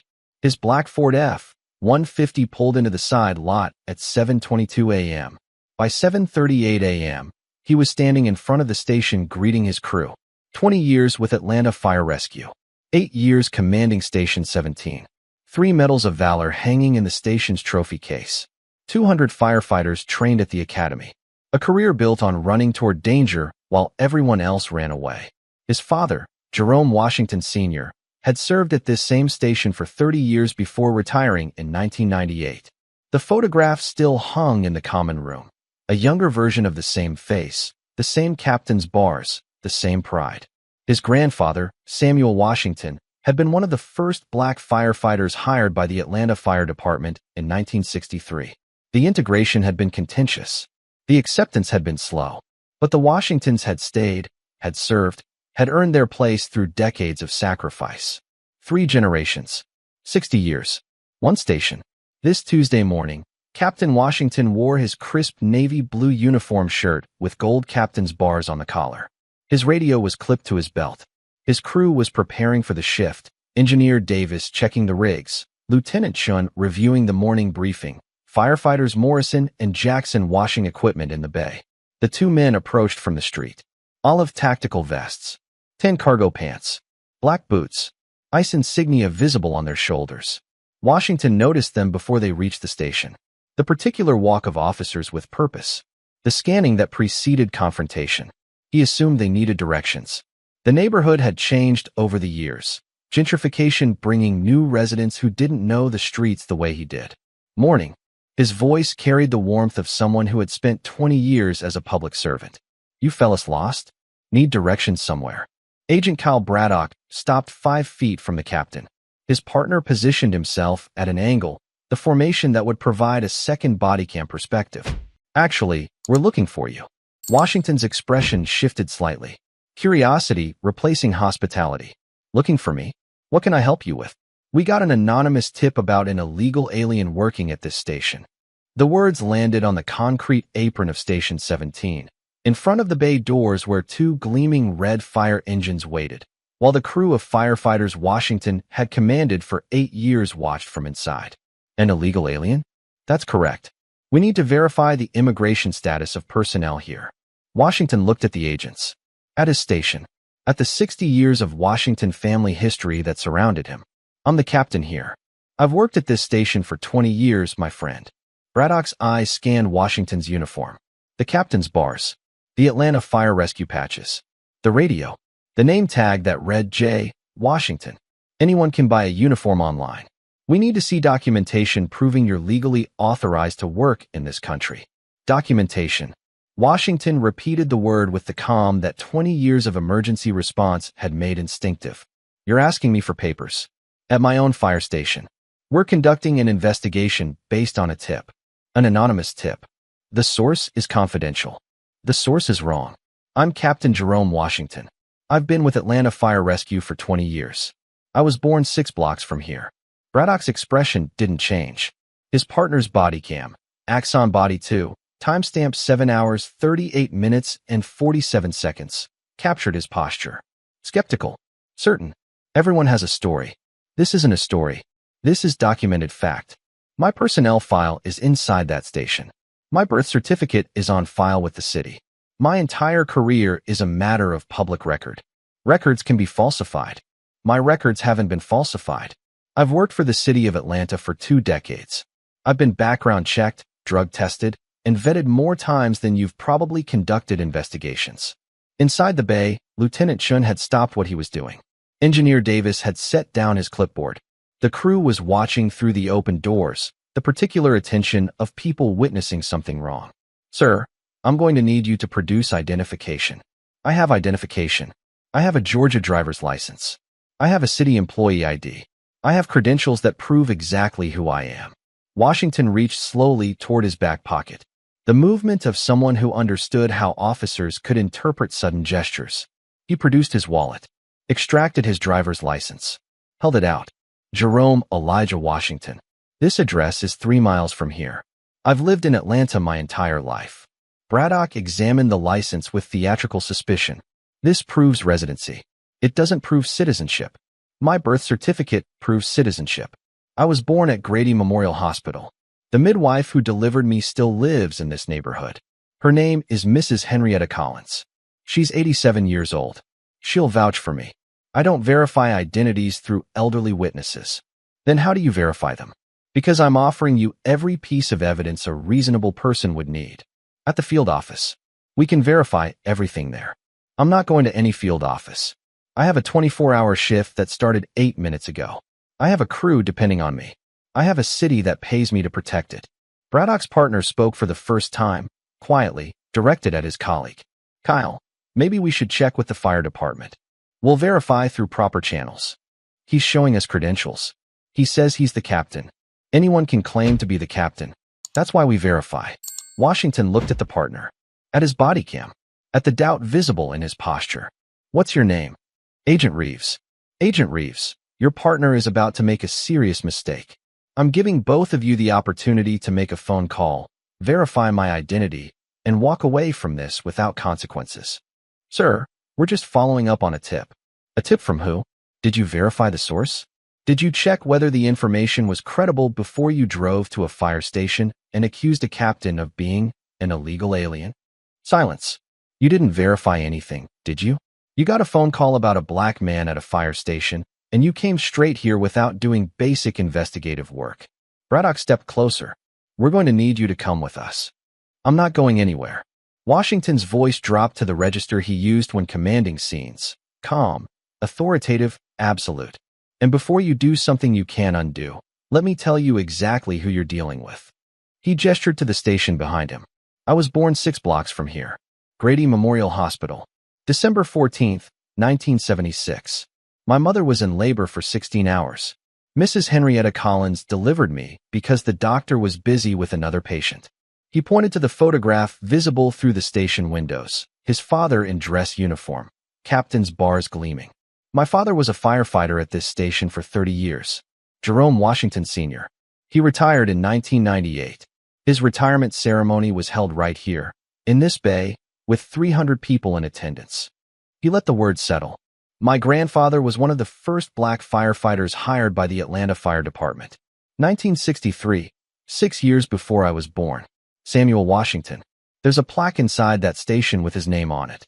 Braddock's face showed nothing, but his partner's expression had shifted, the recognition of someone hearing a history that couldn't be fabricated. 3 generations of Washingtons have served this city from this station. 60 years of family history. And you're standing here asking me to prove I'm American. Family histories don't verify immigration status. My family history is American history. My grandfather integrated this department. My father commanded this station. I've served this city for 20 years, longer than you've probably been in law enforcement. Sir, I've earned 3 medals of valor.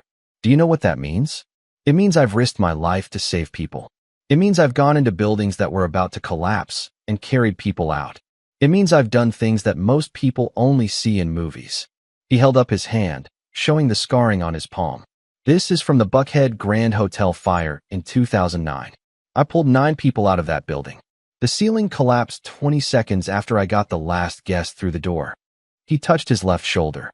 This is from a warehouse collapse in 2017. I went back for 2 of my firefighters who were trapped. Took a beam across the shoulder. Spent 6 weeks in physical therapy. He looked Braddock directly in the eyes. I've bled for this city. I've sacrificed for this city. And you're asking me to prove I belong here. Sir, regardless of your service record, my service record is why I belong here. My service record is why I'm standing in this uniform, at this station, commanding this crew. Not because of paperwork, because of what I've done. Inside the bay, the crew had moved closer to the doors. Lieutenant Chun had his phone in his hand. Engineer Davis stood with arms crossed, watching. You got an anonymous tip. Did you consider that it might be false?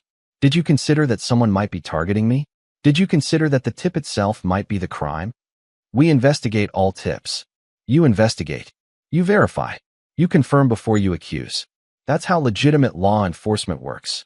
I don't need a fire captain telling me how to do my job. Apparently you do. Because a first-year recruit at the fire academy knows you verify information before you act on it. You don't roll up to someone's workplace and accuse them of being illegal based on a phone call you didn't check. Braddock reached for his handcuffs. You're being detained pending verification of your status. You're making a career-ending mistake.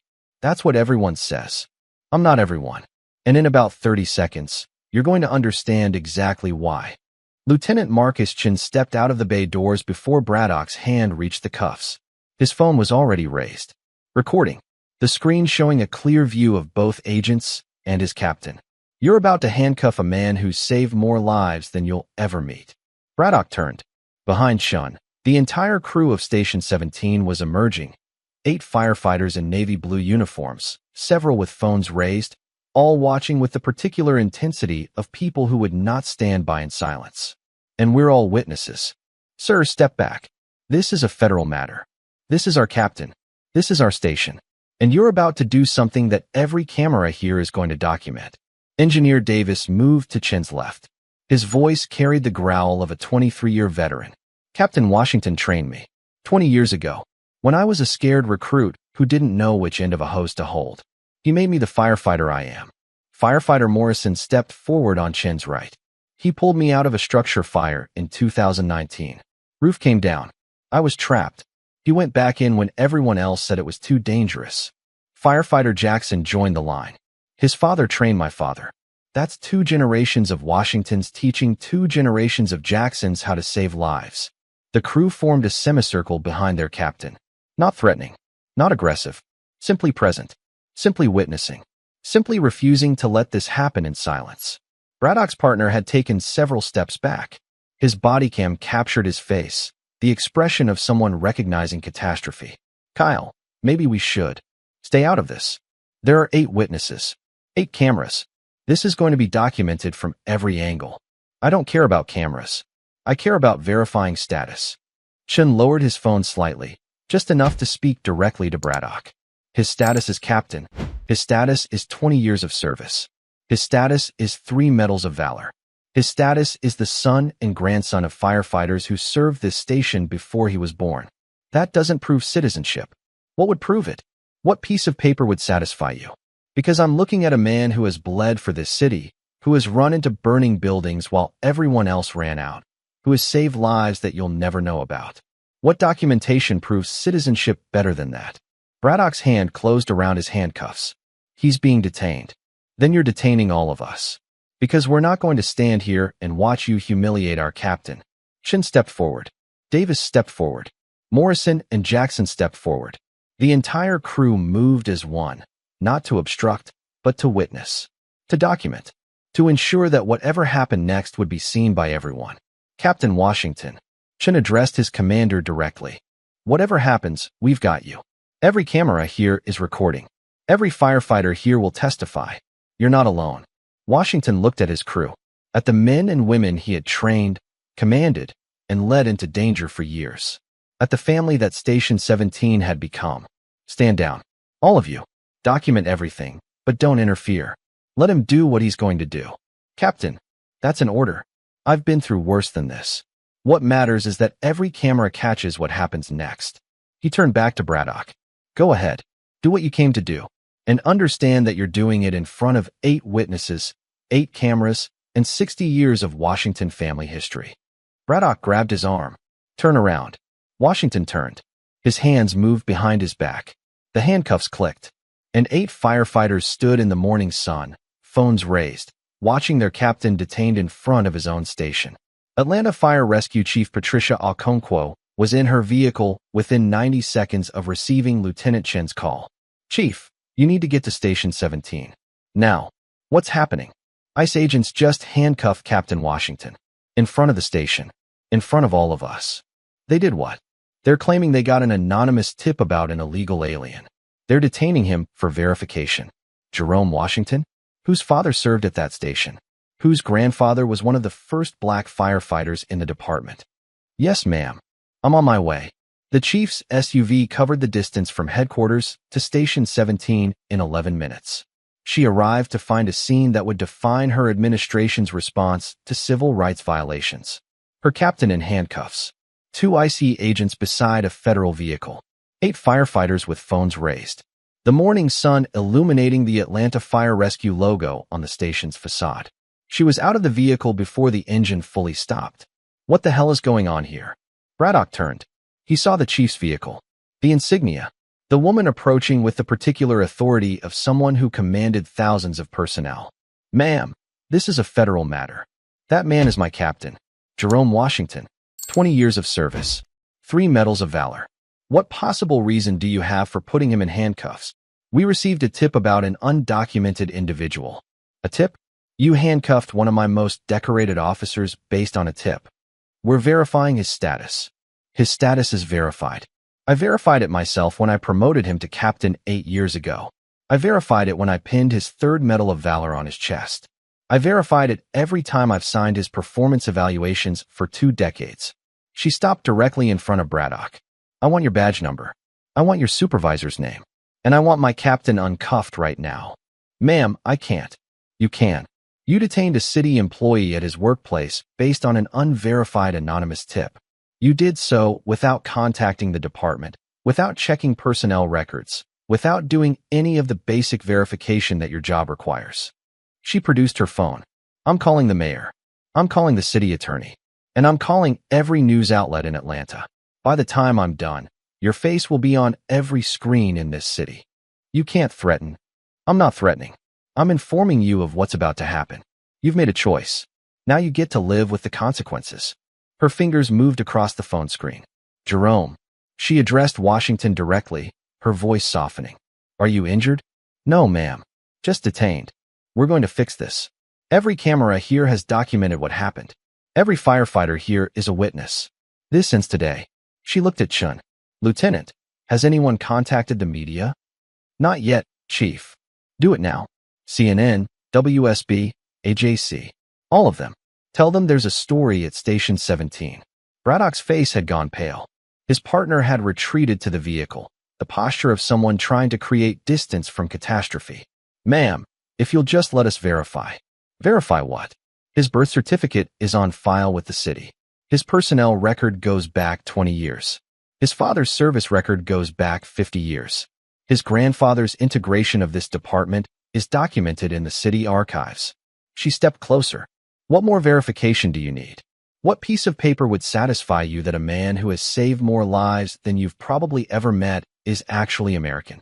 Braddock had no answer. That's what I thought. The investigation that followed would expose exactly how thin the pretext had been. The anonymous tip was traced within 48 hours. A burner phone, purchased with cash at a convenience store in Cobb County. The call had lasted 37 seconds. The voice, later identified through audio analysis, belonged to a man named Derek Whitman, a resident of Marietta with a documented history of making false reports to ICE. Whitman had made 7 prior calls to the ICE tip line. All had targeted black professionals. A doctor at Emory, an engineer at Georgia Tech, a teacher at a Fulton County elementary school, All had been unfounded. All had been filed and forgotten. The pattern was clear. Whitman was weaponizing immigration enforcement against black people he decided didn't belong in professional positions. But Whitman hadn't acted alone. The investigation revealed that he had found Captain Washington's name through a neighborhood Facebook group. A post celebrating the station's anniversary had included photos of the crew. Whitman had seen Washington's face and decided that a black fire captain warranted a phone call to ICE. Agent Kyle Braddock had received the tip and responded without verification. No check of fire department personnel records. No call to the station. No basic investigative work that would have confirmed Washington's 20-year employment in under 5 minutes. His case file showed a pattern of similar responses. 12 prior investigations based on anonymous tips, all targeting black or Hispanic professionals, all unfounded, all conducted without proper verification. His social media accounts completed the picture. Posts mocking diversity hires in public safety. Comments about certain people taking jobs they hadn't earned. Membership in online groups where users shared strategies for reporting suspicious minorities to immigration authorities. Text messages to fellow agents revealed the ideology. Got another tip about a fire captain. Probably affirmative action. Worth checking out. These diversity hires think a uniform makes them American. Easy verification. If they're legit, no harm done. If they're not, we got one. The no harm done philosophy had guided Braddock's approach. The assumption that false positives were acceptable. The belief that the burden of proving citizenship fell on anyone he decided to investigate. Captain Washington's personnel file told a different story than Braddock had imagined. Born December 14, 1976. Grady Memorial Hospital. Birth certificate on file with Fulton County since 1976. Hired by Atlanta Fire Rescue on March 3, 2004. Background check completed. Citizenship verified. Social security number confirmed. Promoted to engineer, 2009. Promoted to lieutenant, 2014. Promoted to captain, 2016. 3 Medals of Valor. Firefighter of the Year, 2015. Fire Instructor 2 certification. Hazmat Technician certification. Every document verified. Every record legitimate. Every piece of evidence confirming what Washington had told Braddock from the first moment. He was exactly who he claimed to be. The FBI Civil Rights Division opened an investigation within 72 hours. The charges being considered: deprivation of rights under color of law, conspiracy to violate civil rights, false imprisonment. Derek Whitman, the man who had made the call, was also under investigation. Filing false reports with federal agencies. Conspiracy to deprive civil rights. The weaponization of immigration enforcement against innocent Americans. Both men would face federal charges. Both men would pay for what they had done. But the investigation revealed something larger than individual misconduct. It revealed a system where anonymous tips could trigger enforcement actions without verification. Where agents could handcuff American citizens based on phone calls they never checked. Where the burden of proof fell on the accused rather than the accuser. That system was about to change. The full scope of Braddock's conduct emerged through digital forensics that left nothing hidden. 12 prior investigations over 4 years. All based on anonymous tips. All targeting minorities. All unfounded. A black surgeon at Grady Memorial Hospital, detained in the parking garage for 40 minutes before verification confirmed her American citizenship. A Hispanic professor at Georgia State University, questioned in his office in front of students before department records proved his status. A black attorney at a downtown firm, stopped on the street and asked for documentation while walking to court. Each one had been released after verification. Each one had filed complaints. Each complaint had been dismissed as proper procedure or good faith investigation. The pattern was invisible in isolation. Documented together, it revealed systematic targeting that had terrorized innocent professionals for years. Braddock's stop records showed the methodology. He responded exclusively to tips about minorities in professional settings. He never investigated tips about white individuals. He never verified sources before responding. He never checked employer records before confronting targets. His text messages showed the philosophy. Better safe than sorry. If they're legal, they'll understand. These people should be grateful we're being thorough. One verified illegal makes up for 100 false positives. The false positives were American citizens. Doctors, lawyers, teachers, firefighters. People whose only crime was being Black or Hispanic in positions that Braddock decided they didn't deserve. His partner, Agent Reeves, was interviewed separately. His cooperation would determine whether he faced charges or merely termination.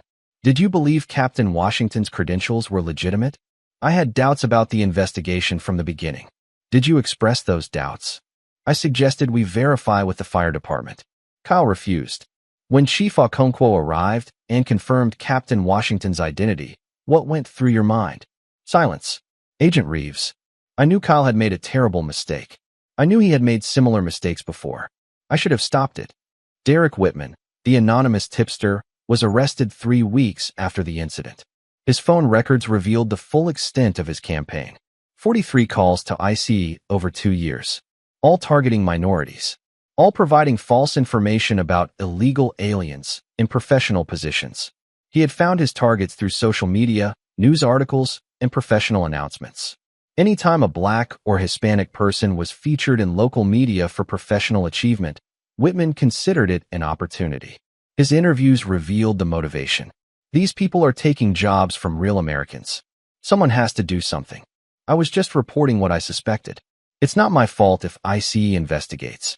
If they're really citizens, they have nothing to worry about. The nothing to worry about had cost Captain Washington his dignity. It had cost taxpayers millions in legal liability. It had cost public trust in immigration enforcement. And it had cost Whitman his freedom. The federal grand jury convened 8 weeks after the incident. Braddock was indicted on civil rights violations, false imprisonment, and deprivation of rights under color of law. Whitman was indicted on conspiracy charges and filing false federal reports. Both would face trial. Both would face consequences. And the pattern that had allowed them to operate for years would finally be exposed. The federal courtroom in Atlanta filled to capacity every day of the trial. Firefighters in dress uniforms. Civil rights advocates. Media from across the country. Captain Washington testified on the 3rd day. He wore his dress uniform. Navy blue, gold buttons, 3 Medal of Valor ribbons on his chest. The uniform he had earned through 20 years of service. On the morning of the incident, I arrived at Station 17 for my regular shift. I was greeting my crew when Agent Braddock approached and informed me he had received a tip about an illegal alien working at the station. What was your response? I told him I was the captain. I had worked at that station for 20 years. I was born 6 blocks away. How did Agent Braddock respond? He said anyone could buy a uniform online. He said he needed documentation proving I was legally authorized to work in this country. The body cam footage was played for the jury. They watched Braddock approach. They watched Washington explain his history. They watched the crew emerge from the bay doors with phones raised. They watched the handcuffs applied to a 20-year veteran in front of his own station. Captain Washington, what was going through your mind when you were handcuffed? I was thinking about my father. He served at that station for 30 years. He used to bring me there as a kid. I knew every corner of that building before I ever wore the uniform. He paused.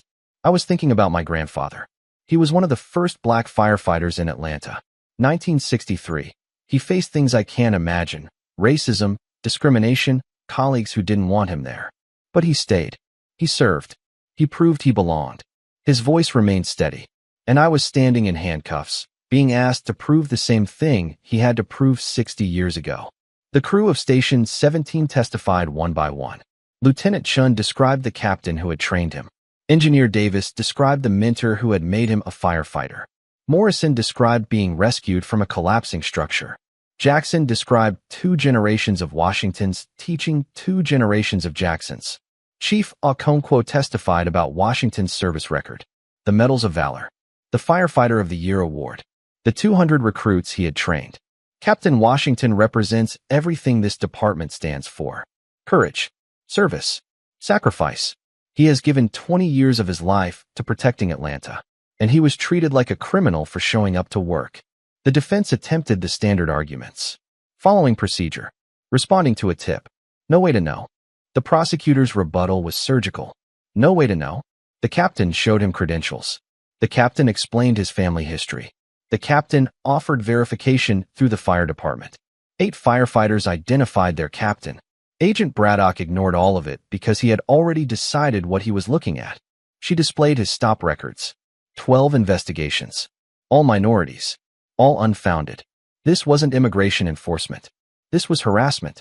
And Captain Washington was victim 13, the first one whose crew stood behind him and documented everything. The jury deliberated for 5 hours. Guilty on all counts. Braddock and Whitman both. Washington watched from the gallery as the verdicts were read. His crew sat behind him. The same firefighters who had emerged from the bay doors, phones raised, refusing to let their captain face this alone. Justice had been delivered by a system that worked when witnesses ensured it couldn't fail. The sentencing hearing brought closure that the trial had only begun. Agent Braddock, you were entrusted with the authority to enforce immigration law. Instead, you used that authority to harass, detain, and humiliate American citizens based on the color of their skin. Your pattern of conduct spans years. Your targeting was systematic.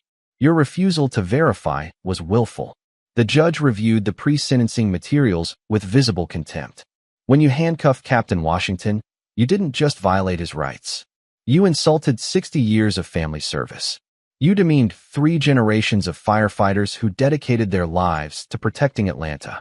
You proved that for some officers, no amount of service, no number of medals, no depth of history is enough to overcome the assumption that a black man doesn't belong. Braddock's sentence, 5 years federal prison. Enhanced for pattern of conduct. Enhanced for targeting under color of authority. Derek Whitman received 3 years for conspiracy and filing false federal reports. Both were led from the courtroom in handcuffs. The civil settlement followed within 3 months. The Department of Homeland Security agreed to pay $9.8 million rather than face a trial that would expose systemic failures across multiple field offices. Captain Washington directed the distribution with the same precision he applied to fire operations. For $1 million to establish the Samuel Washington Scholarship Fund, named for his grandfather, providing full tuition for minorities pursuing careers in fire service and public safety. $2 million to the Atlanta Firefighters Burn Foundation, supporting the families of injured firefighters and burn victims throughout Georgia.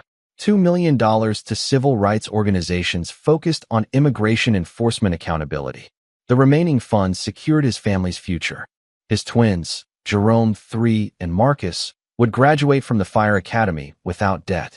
His daughter Destiny would complete Spelman. His youngest, Samuel, would have college covered when the time came. ICE entered a consent decree requiring mandatory source verification before responding to anonymous tips. The no harm done philosophy that had guided agents like Braddock would finally face oversight. Captain Washington returned to Station 17 the shift after his release from handcuffs. Same crew, same command, same station where 3 generations of his family had served. The only change was the photograph that now hung in the common room. Not his Medal of Valor ceremonies. Not his Firefighter of the Year award.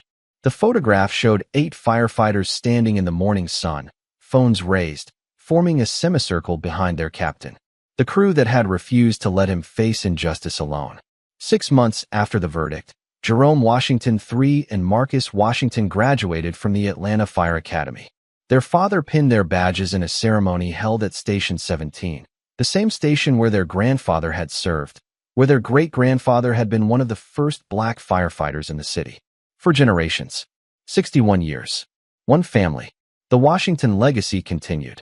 Captain Washington still arrives early for every shift. Still greets his crew in front of the station. Still wears the uniform that Braddock had dismissed as something anyone can buy online. The uniform means something. The captain's bars mean something. The 60 years of family service means something. And the crew of Station 17 knows exactly what it means to stand behind their captain, the same way he has always stood in front of them, first through every door, leading them into danger, bringing them home safe. The anonymous tip line still exists, but the protocols have changed. Verification is mandatory, and somewhere in Atlanta, a fire captain teaches the next generation what his grandfather taught his father, what his father taught him. Service is the answer. Always has been. Always will be. Case officially closed. For more authentic law enforcement footage, please leave a like and subscribe. Thanks for joining Bodycam Incident Reports.